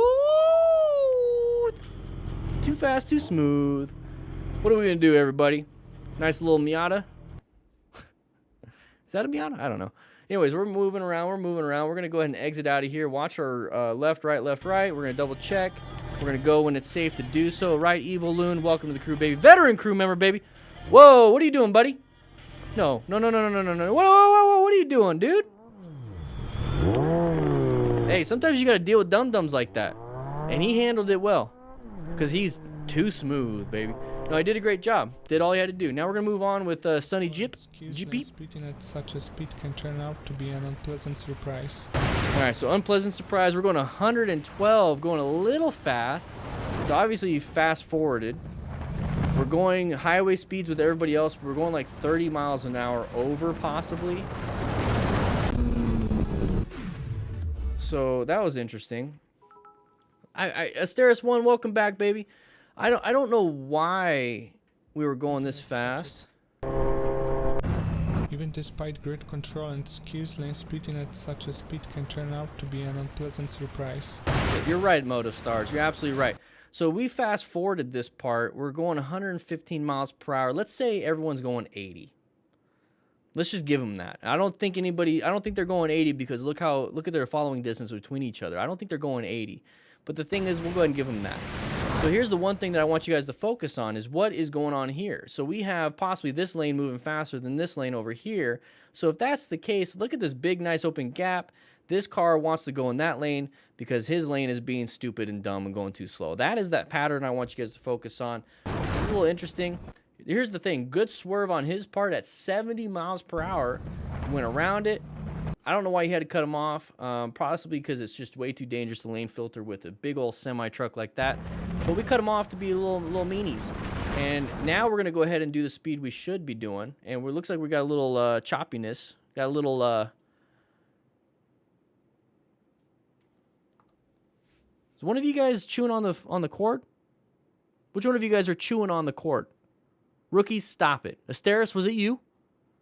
You just joined back up. You got a pink beard. Are you chewing on it again? You need to stop. It wasn't you? Okay. All right.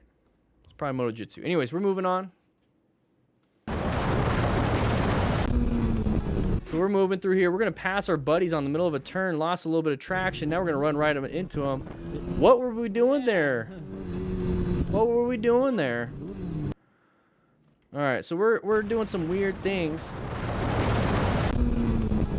So maybe we were going a little too fast and we went a little bit wide and we couldn't anticipate what was going on and we almost accidentally passed them up. Okay, so a little bit careful with that. Maybe applied too much brake pressure on that paint line and lost some traction, scared our buddy. He's like, whoa, what are you doing over here? He's like, what are you doing?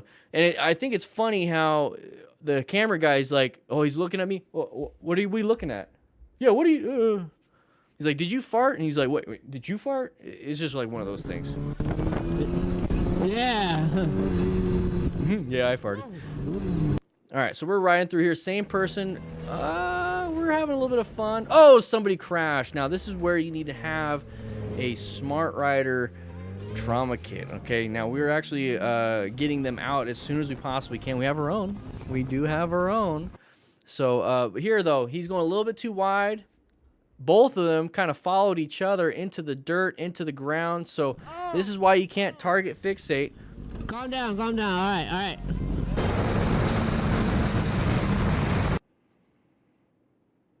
It's about that time. It's about that time. We're having a little choppiness, a little choppy. We're gonna try to make it through. We're gonna try to make it through. So here's the thing: we can't be target fixated on this. Okay, so we're going a little bit too crazy, a little too crazy. The buddy in red went a little too crazy too, and he target fixated on him. Okay, so we need to ride our own ride, especially in a group ride. Maybe we're all riding a little too fast. Maybe this group itself, ego is too big, too big. I know, Dale, stop making me feel bad about the lag, but it looks like we almost did it too. So you got to be very careful with that. Now, how are you going to rescue another rider? Do you have the trauma training? All right, let's take a look. Oh, this is what happened. Oh, hit his buddy at 38 miles an hour. Who here can run 38 miles an hour? Not very many of us. Not very many of us can run 38 miles an hour. Now, here's the thing. Can you run 10 miles an hour? Yeah, possibly. Okay, so now you're going to run 10 miles an hour. Run into a wall at 10 miles an hour. See how that feels running into a wall at 10 miles an hour. Now we're going to go 38.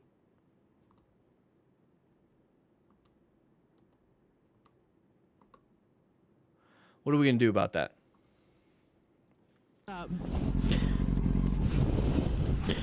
Let's take a quick look at how much we have raised.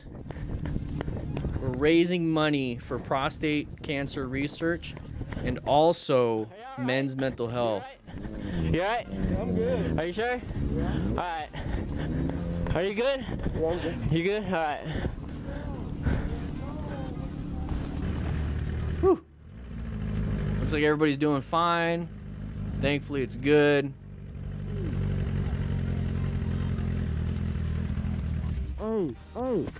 Hey, get the car out of the curve. Get the car out of the curve. Yeah, you want to block it before the curve and after the curve. Oh. We'll help pull it back. Oh, so the shifter is kind of screwed up, so he's going to hold the clutch in to remove the engine from the rear wheel so it stays out of gear so they can pull it back. Very good. We got a lot of bandages and shears. We got two tourniquets inside of it, some 4x4s, 5x9s, roll gauze. We have a whistle just in case you fall off a cliff and you want to do whistling.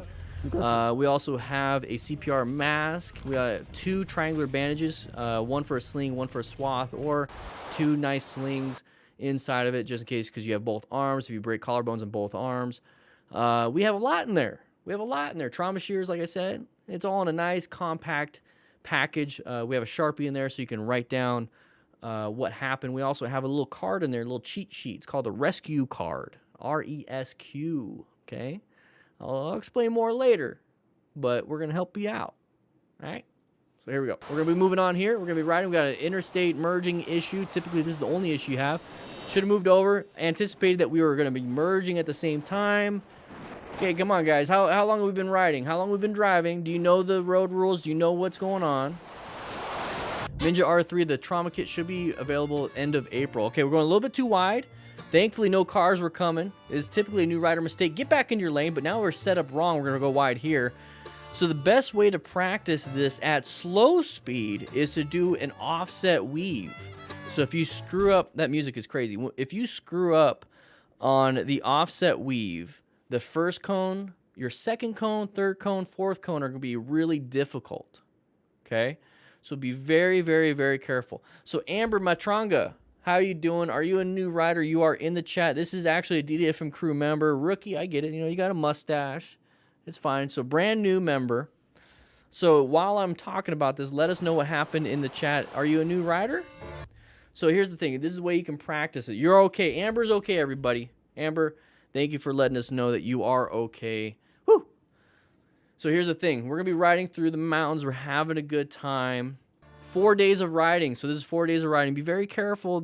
You're still kind of new. I wouldn't be going on a group ride. I'd be practicing a little bit more, but that's, you guys do you. I want you guys to have the skills. I want you guys to have the knowledge. But you do what you guys want to do. So we're going to be moving through here. Went a little bit wide. Thankfully, no cars are coming, Amber. Thankfully, no cars are coming. Now, here's the thing. We are not going to be able to set up for the next turn because we went a little bit too wide, okay? So now we're still far left, okay? So we're super close to the apex. We're on the apex right now of the turn, you know, closest point to the middle of the turn, or closest point to the inside of the turn is the apex. So our apex was like back here, so we got shot out super wide. Now there's a lot to understand when it comes to cornering, a bunch of all these different things when we're out riding at the time, especially as a beginner with 4 days of riding. So I'm not going to expect you to know all these things, but the problem is if you don't know all of these things, then we shouldn't be going into the mountains doing this in the first place. So we're all learning. I'm glad you're okay. This is a lesson learned. We're going to learn from it with you. So you panicked when you went wide and target fixated, and that's typically what happens. So Amber, what you can do is practice this in a parking lot using some offset weave cones. Now, it's not going to be at speed, so that's going to be one of those difficult things. That's why you should take a class like a Champ Street class at Yamaha Champion Riding School, or practicing this out on a coached track day. But the thing is, on an offset weave or a straight line weave, the concept of going too fast for the first cone makes it so the second cone, the third cone, the fourth cone, extremely difficult. So if you take that concept and that mentality of, I went too fast on the first turn, the second turn, there you go. Let's go ahead and make it bigger so you can see my fingers. The second turn, the third turn, the fourth turn are going to be increasingly harder, especially as a new rider with not too many tools in their toolbox. So the first turn went too fast. So the best thing we can do is get back into our lane and slow down so that we can reset for the second turn as best as we possibly can.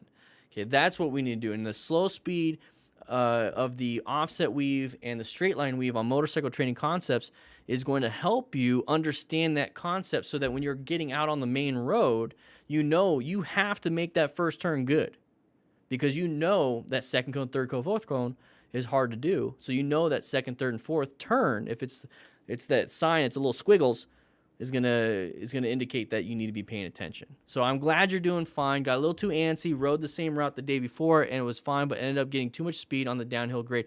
Yeah, and it's crazy. It comes out at you, huh? I'm just glad you're doing good. Glad to have you here as a crew member. Hopefully everything's fine. Hopefully that's not your head on the ground right there. The music is great, a little fun, but now we're gonna move on to Fru's HD. It's not a Harley. That's weird.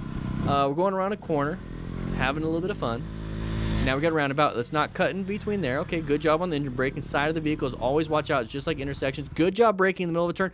Go, go. Okay. I hope you've enjoyed it. See you soon in the next video, right? Okay, Moto Stars, thank you for having us here. Thank you, Amber, for being here. That was 45 miles per hour. That was my tank bag, actually. It's not your head. I was kidding. Hopefully you're doing good. Hopefully you're doing good. Woo! Let's see where we're at. We're raising money, everybody, by the way. Just remember that. We're raising money. Let's see where we're at. It looks like we're still there. So, guys, let's see if we can raise a little bit more money. I'm not trying to do everything here. Let's go ahead and make this look a little bit better. There we go. So now what we typically do here is we start grabbing some of the rookies because they choose to play video games during class. I'm going to grab some rookies from the crew lounge, and we're going to go to my office and have a nice chitty chat. Amber, I'll go ahead and get you a nice comfy seat in the office real quick. But one second, let me grab some people from the lounge. Come on, guys. You guys need to stop screwing around. I can hear the video games playing while I'm in the middle of class. Okay, you just have to... Yeah? Okay. All right. All right. All right, everybody. Grab yourself a drink. Grab yourself something to eat. I know it's Tuesday. We have leftover tacos from last Tuesday. It's fine. They're still good. They're still good. But here's the thing. If you want to help support this channel, if you want to help support anything we do here, become a member, become a patron, hit the like button, hit that share button. Watch these live streams every Tuesday and Thursday at 3 p.m. Mountain Standard Time. But if you don't want to do that, perfectly fine. If you want to do anything, help support men's mental health and cancer research. Prostate cancer, testicular cancer are the only things that, well, not the only things, but one of the main things that men get that is kind of equivalent to breast cancer and to ovarian cancer. So men don't usually get the help. They don't get the resources. They don't get anything, especially when it comes to their mental health.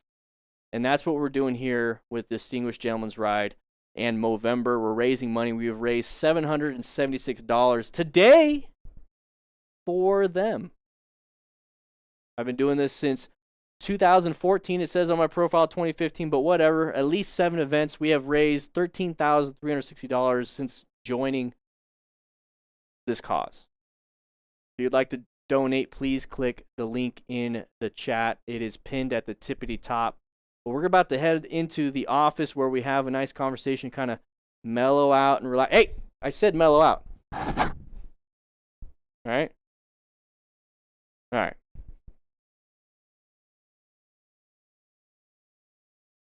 You guys thought it froze. All right, let's go back. Let's go into the office.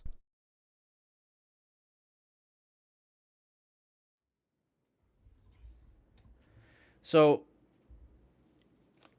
Amber, you go ahead and take a nice seat over there. Prop your foot up. Your ankle's probably a little swollen. Go ahead and take a nice seat there. Whew. Oh.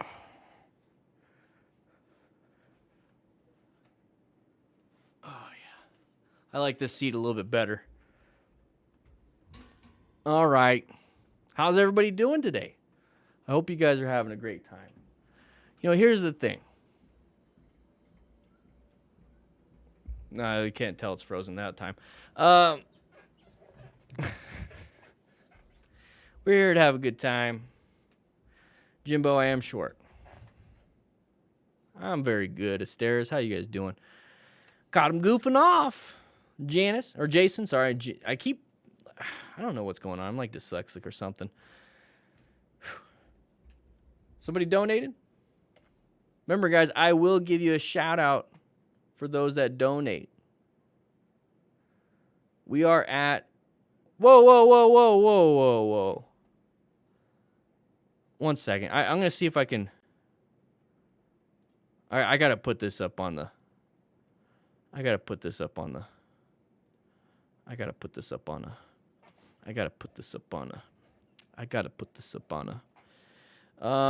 the screen.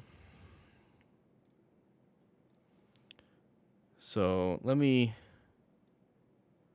mess around with this a little bit so you guys can see what I see once I get that situated. Yeah, you know who you are. Somebody just went a little crazy on donations, unless a whole bunch of you guys did it at once. Let me go ahead and get out of this stuff, and then let's see how it looks. There we go, up on the top. Let's make it a little bit bigger. 990. So who did that? Let me look at my donations. Evil Loon with a 200. Whoa. $208 donation, Evil Loon. Appreciate it. Gento with the 624. Thank you so much. That's huge too. Woo! Who wants to do the last 10? No Limit Custom Creations. I don't know, man. Champions Club, baby. Get in the arena. Yeah. No, I don't know who that is. I didn't buy his Audible, and I didn't get a signed copy of Violence, Speed, Momentum. Of course not. But I did. I'm a rookie rider. Should I get an HD Street Glide Kevin Rogers? It's up to you. Just remember, that's in a very expensive bike. HD stands for $100. So anything you do is going to cost well over $100.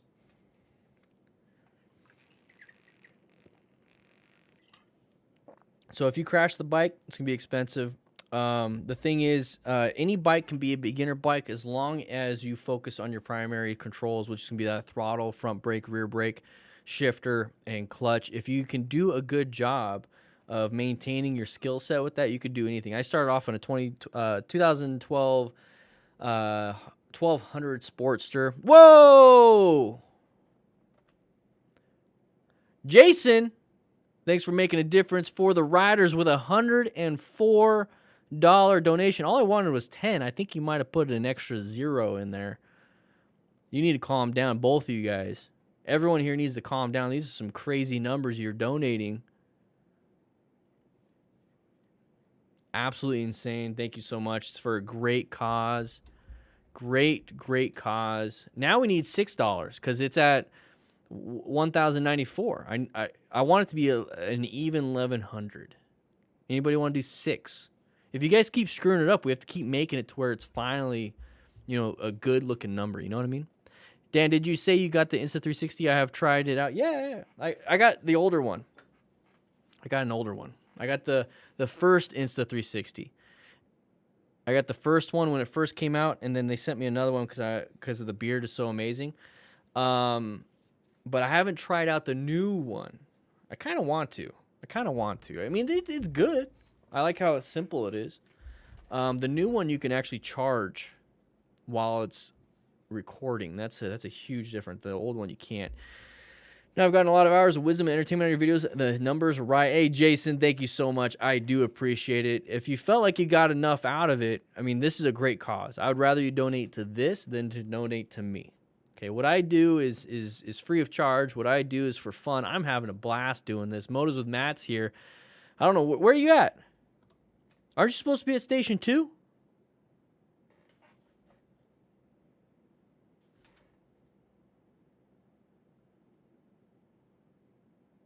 You guys thought it was froze again, huh? Thank you, guys. I appreciate it, Jason. I really do. X-Ram starting a brand new CBR 600R and learn how to ride after getting your $11.99 Panigale. Exactly. I mean, it's all about what you can do with your hands. I mean, it's like, remember, anybody here watch Black Hawk Down? And then the Marine or the Army dude was getting upset with the Delta Force guy. He's like, hey soldier, where's your safety? He's like, this is my safety. This is your safety. I'm all like crying. No, it's your wrist is your safety, everybody. But yeah, still have your safety on. It's good to have. So like a beginner bike would be your safety. It'd be good to have. I'm taking a trip from Texas to Cali in July. Kevin, that's a long ride. Have fun with that. I followed your advice, bought $2,000 worth of PVE, so PPE and stuff like that, and don't even own a bike yet. Whoa, what'd you buy? Oh, by the way, we hit 11:05. Can we hit 11:10? Can somebody just do 5 so we can make it 11? Oh, let's do 6. Let's do $6. So it's 11111. Damn it! Who screwed that up?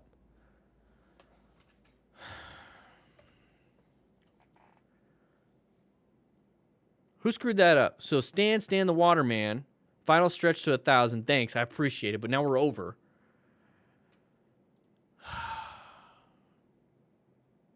All right, so Noah, thank you for the hard work with the 6. You made it probably at 11, 1,111, but then we have Asteris 1 over here, putting in 5, and an Anonymous with a 6, and then Royal Field Gang with a 52. When did that happen? So Asteris 1. So Noah says, thank you for the hard work. Thank you, man. I appreciate that. Asteris 1, been riding for 4 years and been watching you for 4 years now. Whoa, have I been doing this for 4 years?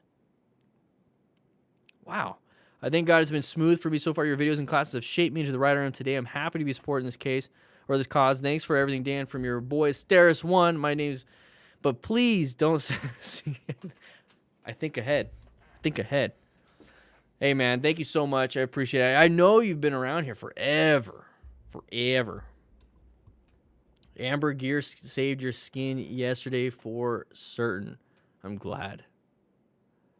I'm so glad. I mean, that's part of being a smart rider, acquiring and utilizing personal protective equipment if everything fails, right? So, Royal Enfield gang. Royal Enfield Int 650 is a great intro bike. 3-year unlimited mile warranty, roadside assistance, pretty good entry price at $6K. Good brakes, Brembo, and tires, the Pirellis, from factory and easy to maintain. Thank you so much for the donations, everybody. That was a huge donation. $52 from Gang.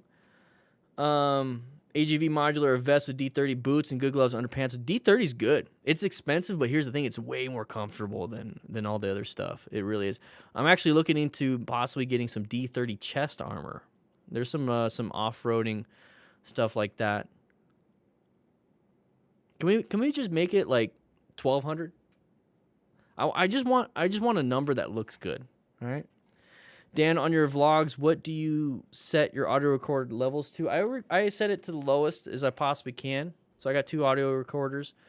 I moved the gain down super low, and I increased the gain in post-production because when you have gain too high, you're starting to hear a lot of the white noise and a lot of the engine and wind noise. So the lower the gain, the better. You just speak a little bit louder into the audio. That's what I do with this this mic right here. I speak a little bit louder. There's a lot of Jimbo. There's a lot of generous people. There really is. You guys are amazing. You know, let's see where we're at in terms of the leaderboards. I didn't even think about looking at the leaderboards.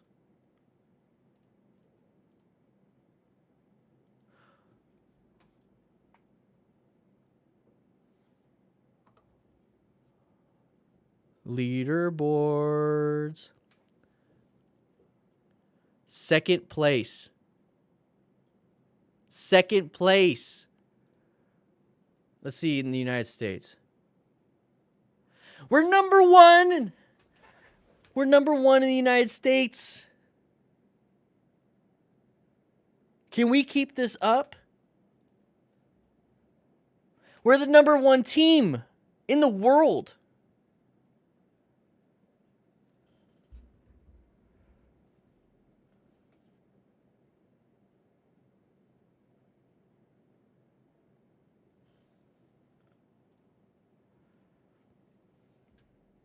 This is so hard to maintain because towards the end, so many people get like big companies that donate like 10 grand.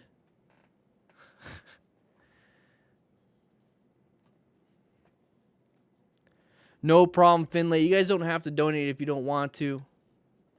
You don't have to. It is for a good cause. Woo! Thank you guys so much. Appreciate it. Appreciate it. Did we just get another donation?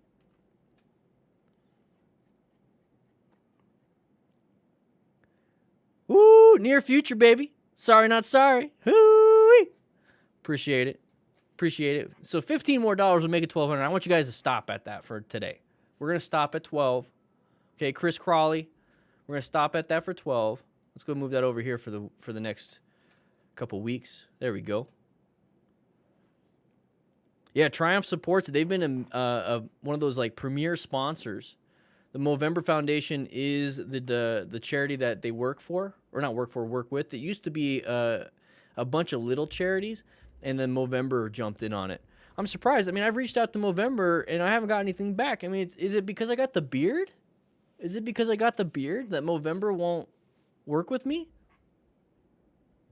I mean, it's pretty intimidating.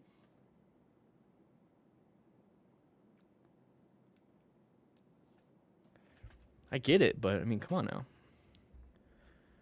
Will I ride it from my house to New Jersey for you, Prodigal? Probably not. What's my opinion on Super Sport 400cc bikes? If you're going to go for a motorcycle that is designed for track, like a Super Sport or a race-ready bike, then hopefully you're taking it to the track. If not, then just get a regular sport bike. Mate. So 400cc is a great bike. Beard extensions. You think anybody could do this with beard extensions? Ow, fuck, that hurt. Ow. Are these beard extensions?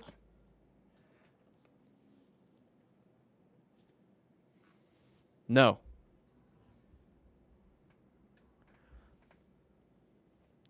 Active military, you can't have one. I know. One of the things I told myself once I left the fire service is I would have a beard. The last time I shaved was the morning of my last shift, May 2018. How do I deal with helmet beard? It just happens. It just happens. But the thing is, when you have the glorious beard up front, the screw around parts, nobody questions you.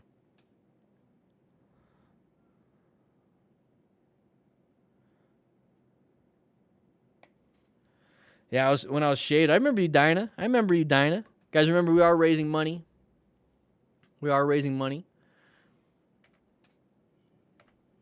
I'll give you shout outs every time we get new donations. Yeah, all men. Yeah, so you have to have that seal. Yeah, that makes sense. An electric bike. I have not been on an electric bike other than like these little small EFTRs that only go 15 miles per hour. They're so fun, by the way. But no, I haven't. I would love to ride a Zero. I would love to. I would love to hear. So Evil Loon would love to hear more about my sporting experience. I had my first bike 1.5 years old, 15,000 miles, and love it. Yeah, you put a lot in the first couple months, huh? I absolutely loved mine. I went from just the stock bike, and I turned it into a cafe Sportster, and then I turned it into a Sportster Scrambler. Had a ton of fun. Had drone footage. Evil Loon. If you look at some of the older videos I've done, the Saturday Scrambler videos that I did, lots of fun. You should check them out. You'll hear me giggling all the time. They're great bikes. They're like the AR-15 of motorcycles. You could do anything. Doing live interviews with viewers, Dan, it's really tough. You know, if I was going to do that, it would be patrons or members only. If I was going to do that, because you never know. We got some people here. Who are doing some crazinesses. Would I shave the beard if you donated $5,000? I don't know, man. I don't think I would. I think it would have to be 20 or 25. I'll shave my beard if we hit 20 or 25,000. If we hit $25,000 raised, I'll shave my beard. And I'll grow it back within a couple days because that's how amazing this thing is. That's how much testosterone you get. Anyways, I get made fun of the bike because of the Discord. Oh, what? No, you don't. Do you? That's funny, though. Probably it's funny. Does the wind blowing your beard feel nice? Jimbo, yes. It does. It is. You ever watch Fabio with his hair flowing in the wind? That's what it feels like. I'll make a full video on shaving it if we hit $25,000 raised. I'll make a video. Remember, guys, I haven't shaved it since I haven't had a clean shaven face since the end of May in 2018. It would be 3 years of having. You know what I would do? I would shave the beard but leave the mustache. This massive mustache. Because look how long it is.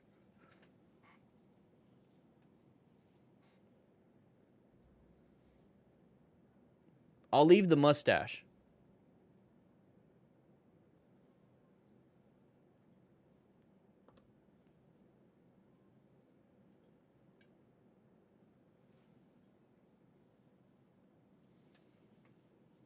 I've shaved it for the DGR before.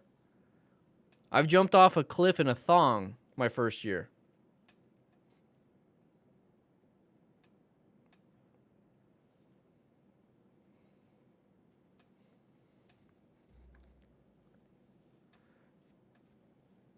Well, I'll do like all the hairstyles you can before I actually do it all. If we hit 25,000. Saying it now, calling it now, clip it. Chris Crowley. Anybody remember Crowley? Anyways, $15 donation, baby. Woo! We hit 12. No more. No. This is the best number. No more. This is a good number. Nope. That's a good number. Leave it. But if you want to, I would look like Egghead from Sonic. That's not a bad idea for like a Halloween thing. You know what I mean? Jimbo, be quiet. Jimbo, stop. No, nobody donate $1. Stop it, Jimbo. Bill, it's huge, huh? You're one of the first ones that donated. Yeah, you're one of the first ones that donate.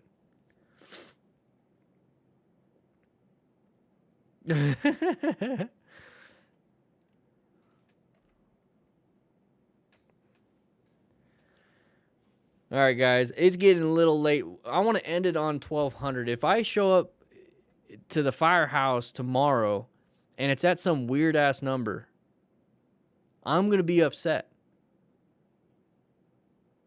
So if I show up tomorrow and it's like 1247, we can't have that. Can't have that. Okay? Now that I think about it, I'm going to start looking into some local. Yeah, 1234 would be really cool. I'm going to look into some local businesses that might want to donate some big numbers, you know what I mean? Because I want to maintain the number 1 or number 2. We're number 2 in the United States. No, in the world. We're number 2 in the world. We're number 2 in the world, but the first place is 1,500. Now, like I said, towards the end, people start to get like businesses to donate like $5,000, $10,000, and whatnot. Here's the thing: we're number 1 in the United States already. Okay, so that's the goal: is to become number 1. Is to become number 1 in the world. But you know what? I'll be right back. You guys want to see the trophies that I got for before I leave? You guys want to see the trophies from the last 2 years? Oh, how did I get in class? All right, we're going to go back over here. You guys want to see the trophies?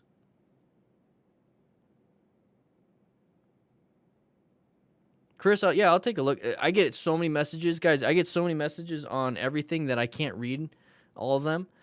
So here's the link. I have a link that I'm going to post in the chat. That's where you can submit them. It's taking me forever to get to all of them. We're editing a bunch of stuff. But, all right, I'll be right back.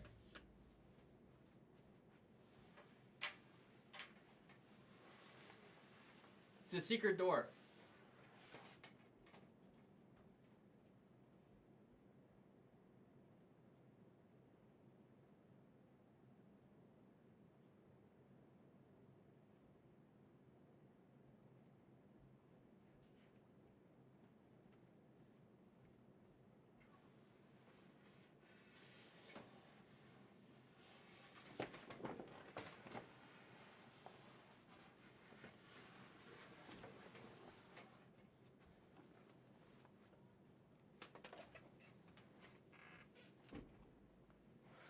I found this hat back there.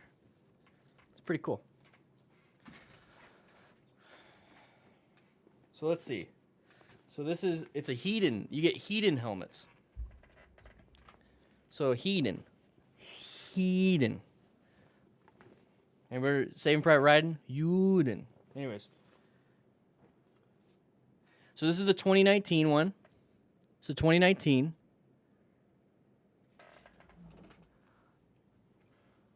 Only 50 of these were made. Only 50.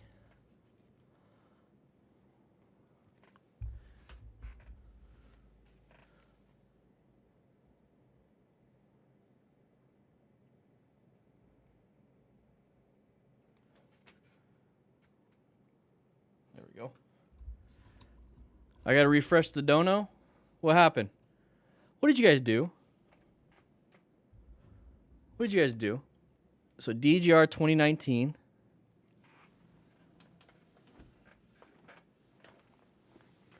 $12.06. You guys screwed it up. I swear, I leave for a second. I leave for a second.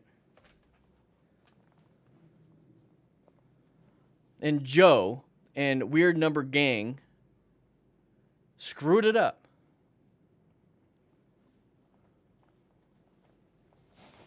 I swear. But yeah, they come in these like really nice bags.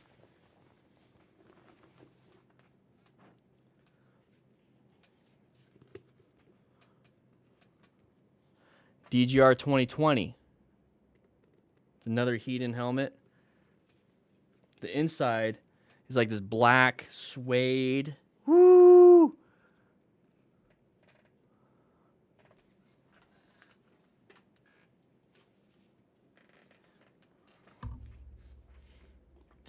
gosh. So much crap.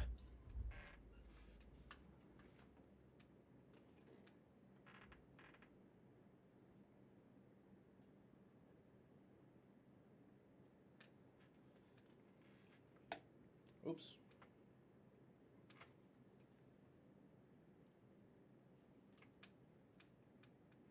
They're beautiful. You know what? After class, I'll go ahead and take some pictures and post them on my Twitter, and I'll post them on my Instagram. I'll post so you have a better shot. You'll have a better look. I'll take some pictures. I'll do some photo shoots. Possibly. Weird number gang with the 7.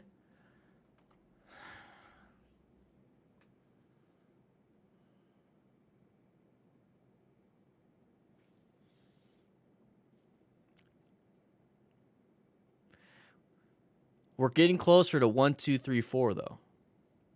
If somebody can do like a 20, if somebody could do a 20, we might be able to get to 1, 2, 3, 4. Dom Hodson, my day. I mean, look what the crew has done today. Amazing. My day's going really well. The 2021 is sick. It is. I wonder what the 2021 is. Now, that's for the top 50 people. So here's the first thing I want to say. Thank you all for doing this. These helmets are the only, I mean, I have a bunch of trophies that I get. I get a bunch of fan mail, by the way. It's really cool. So you guys send me some stuff. I got some really cool things. Somebody did a typewriter thing. It was really cool. But I don't cherish a lot of things. I cherish the fact that I treat these as trophies. I don't wear them. I treat them as trophies for what we've been able to accomplish for this charity and for men's mental health. This is very near and dear to my heart, and it feels like every year it gets easier and easier and easier for me to talk about. I'll put the link in the chat. It lets me. It gets easier and easier and easier to talk about my own mental health because of the charity work that we're doing here. And I think, and it goes back to the teaching and mentoring. So the Smart Rider Principles, teaching and mentoring, the T part, that I put that in there because if you can teach and mentor another rider, that means you have the knowledge in 10 different ways. You know how to do it, so you have to teach somebody else how to do it. If you go through your own mental health and you have, in order to fundraise and do all these different things, I research all this. I keep researching what's new, so I can talk about it, so I can explain it to you guys, and so I can work on my own stuff. I've gone through therapy myself. I'm open. So fundraising for the DGR has allowed me to reach out and get new resources, and I'm hoping to help out with the stigma and stuff. Whoa. Oh, you screwed it up. Oh, it's almost leaked, though. Oh, no, it's past it. 1337. Well, here's the thing, Nathan. Yeah. With a $108 donation, screwed it all up. Jason, I see you threw in a 20 to make it perfect. 1, 2, 3, 4. But here's the, like Eric, Nathan, with a $100 donation, 108.16. I can't be mad. I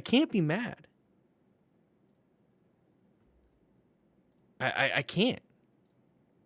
I want to, but I just got down to talking about this whole spiel about raising money and stuff for the prostate cancer research and men's mental health, because I'm going to be riding on Sunday, May the 23rd.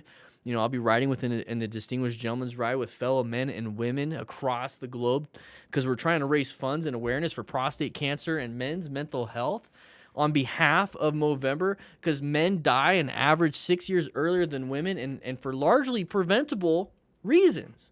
The number of men that are suffering is growing, and we need to do something about that. So before I press my tweed and polish my boots and oil my beard, I'm asking you to join me in raising funds and awareness for these causes by donating what you can for this meaningful cause and help the men we love live happier and healthier lives. I swear, they need to get me on a program.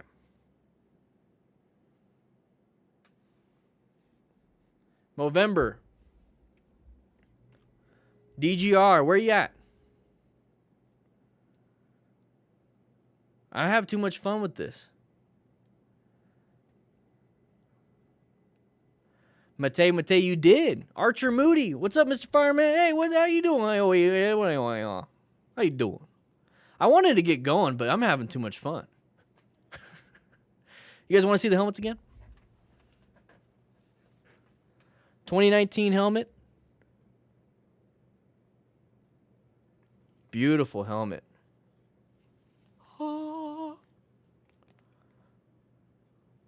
This is an amazing trophy. I want to say thank you again. The 2020 helmet.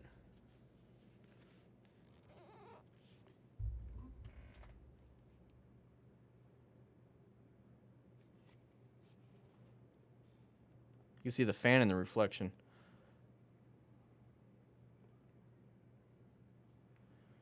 I love gray. Gray and gold. Oof. Woo. What's up, Shugle? Shugloo? Shugloo 737. Welcome, rookie. Go ahead and clean up. Amber's foot is over there. Needs a little bit of massaging. Her ankle's a little sore. All right. Since you created the color stages, is there anything you've come to want to add to them, and will you be updating in the future? Andrew, everything we talk about on this channel and Motorcycle Training Concepts, I believe, is more of like a living document. So things are always going to be updated based on the principles. So how I do things is I'm principle-based ethics. I live by, I die by the principles that I have for myself, and I have a family mission statement. I have a set of family principles, and I have a set of principles for motorcycle riders that want to ride with me, and then I want to push the principles that I use when I go riding. So the Smart Rider principles did come from my own set of principles that I follow. So seek out and recognize hazardous situations. I've always done that. You know, my anxiety allows me to do it on a great basis. Maintaining fundamental skills, that is a huge importance in terms of anything. So if you can't drive well, you can't drive well. You know, you're going to crash. If you can't walk well, you're going to trip and fall. If you can't put on your clothes very well, you're going to have a tough time. I mean, it's fundamental skills. Acquire and utilize personal protective equipment. I always wear my seatbelt. I find the safety equipment. Jason, welcome. The veteran crew member. Oh, man. Woo, welcome. Thank you for all the donations, by the way. So getting gear, getting the safetiness. You know, I want to go bungee jumping. Okay, what kind of gear is there? What's the safety rating of this? I'm always thinking like that. Rescue another rider. All living things, I do not want to see hurt. I mean, obviously they're for purposes, you know, to get, you know, food, you know, you have to do that. You know, I understand that, but at the same time, you know, if we have to kill an animal to feed me and myself and my family and everybody, I'm very blessed, and I'm very thankful and very appreciative of that sacrifice. But when it comes to anybody hurt, I don't like seeing it. I want to rescue another rider. I want to rescue somebody. I'm always going to seek out. I feel like I always have a duty to act when it comes to helping somebody out. Teaching and mentoring, that right there, why keep the knowledge I have? I fail this world if I keep everything to myself. Everything I learn, I share. Everything. If I can't share it right now, it's because I haven't figured out a way to say it and teach it yet. But I am actively always looking to teach it, and I'm always trying to find ways to share that knowledge. So I live by those. I absolutely live by those, and I hope I can express that through the videos that I do, right? I hope you guys are starting to realize that, and because I live it. I absolutely live it. I do this Tuesdays and Thursdays because I have a ton of fun. And it's because it's something that I feel like is very, very important. And we just got some more donations, which we will be saying, hey, what's up, dog, to all these people. Whew. I don't know why I said what's up, dog. But that's what I live. So when it comes to the color code chart, when it comes to the Smart Rider principles, I think the Smart Rider principles are pretty much stuck there. I can always add more. I can always refine what we have. But when it comes to the color code chart, could add to those, but I think they're pretty set in stone. They're pretty good. They're also kind of principle based. I wanted to make them so that they're universal and unchanging for the most part. But the way I do things, the way I say things, the ideas that I have, those I'm always reanalyzing and and trying to figure out, what did I say 6 months ago? Does that still apply today? What did I say last week? Does that still apply today? And I will only change my tune and what I say, my tone, what I say, based on evidence, based on, does it fit my principles? Does it fit the smart rider? Does it fit what I want to say and do? So I've turned down so many brand deals. I've turned down so many. You guys have to be surprised. You should see my emails. Turned down so many people because I didn't feel like they had a good fit for the principles that I have. Stuff that could have funded so many different things. But I'm always about the community, so that's why I focus on memberships. That's why I focus on patrons. That's why I focus on charities. That's why I focus on giving as much as I can for free, while also maintaining, obviously, my family life, and then basically feeding my family. So when it comes to the stuff that I'm doing, I am creating a course right now, and that will be ever changing. So you buy it once, you keep it forever, and it's always gonna be updated and annotated and refined. That's coming out hopefully by the end of the month, next month. So I mean, there's just so many different things. I wish I could share more and more and more, but right now, I can't think of anything to change. I hope that answered your question. All right, almost 15. Yeah. So what happened here? What happened here? Let's go ahead and take a quick look at everything. I think you guys are absolutely insane. So we got another donation. We got 3 new donations. We got some Michael Pattison. Love the content. My dad's a survivor, and I'll try to ride in my local DGR this year. Woo-wee! Go ahead, guys, if you want. Join the DDFM crew. We have a team. We do have a team. Time suppression, yeah. Send me that email. I've been so behind on so many different things. Animations would be good because that's an asset that I'm going to use for the course. We'll just have to sign NDAs and stuff. Let me go ahead and get, so yeah, I can share the team with you guys. Let's go ahead and get team.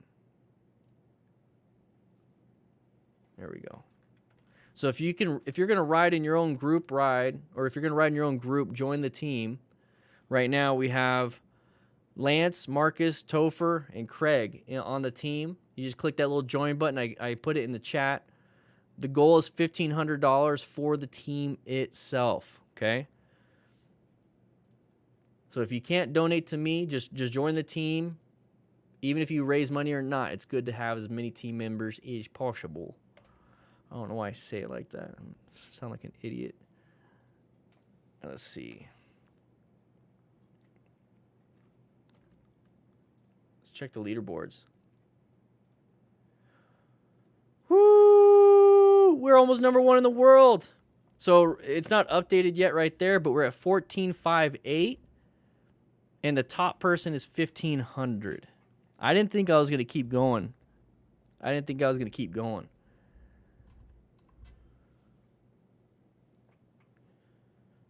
A friend of yours just died a few weeks ago from apparently a turkey hitting him in the head while riding.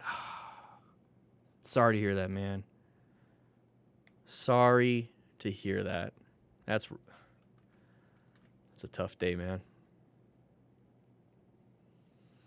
It's a tough day. So, and then also Anonymous with a 5. Thank you for all you're doing, Dan. Woo! And then we also have 1311389. I feel like I'm saying like some code to activate the Winter Soldier. But thank you for the $6 donation. I do appreciate it. Every donation is appreciated, by the way, everybody. You have to understand that. Yeah, 1458. All right. I think I got to get off at some point. I mean, I said I was going to get off at 12, and I was about to, but then somebody donated, the number gang donated something. Magnus, yeah, we're almost at the end, though. The weird number gang. Yeah, you are a weird number, 1311389 numbers. It's like you're meant for this. Yeah, celebrate his life. Obviously made a good impact on you. Pass that on to somebody else. You know what I mean? We're raising money, Magnus. We're raising money. We're just going to close it out pretty soon.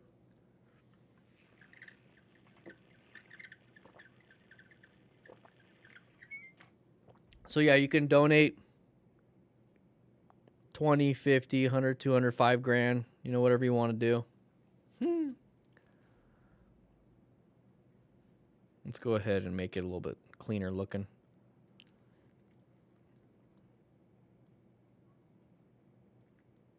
There we go. There we go. You poop in your pantalones. Mate. Yeah, Bailey, like mine didn't want to go through. I wanted to be my own. I wanted to be the first donation. It's weird. It's like mine didn't want to go through either. I had to donate through PayPal or something. Beard's majestic. You like it?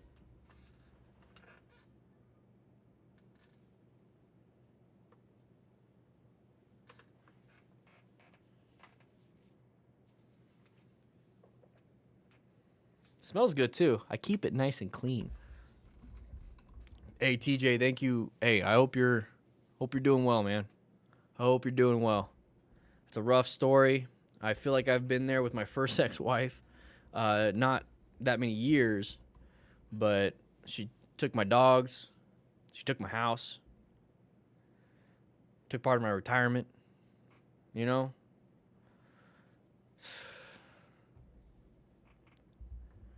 All right, guys, I got to get going. I mean, this is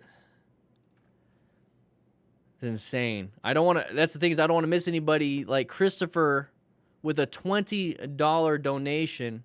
Like, I don't want to miss anybody's donation. I feel like if I do it, I'm going to miss everybody. So I keep, you know what? If I miss anybody, if you donate after the stream, I will shout you out on Thursday. Okay? I will shout you out on Thursday. Okay? So with that said, I got to get going. It's 6 in the morning. No, I'm just kidding. It's late. It is late. I got to get going. I'll be seeing you later.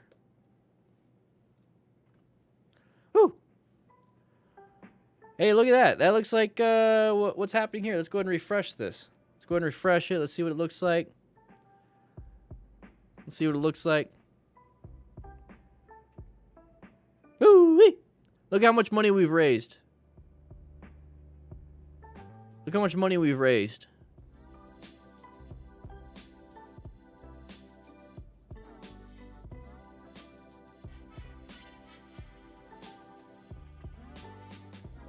I don't know why it says Phoenix. I need to change that. It's Tucson. We'll be in Tucson.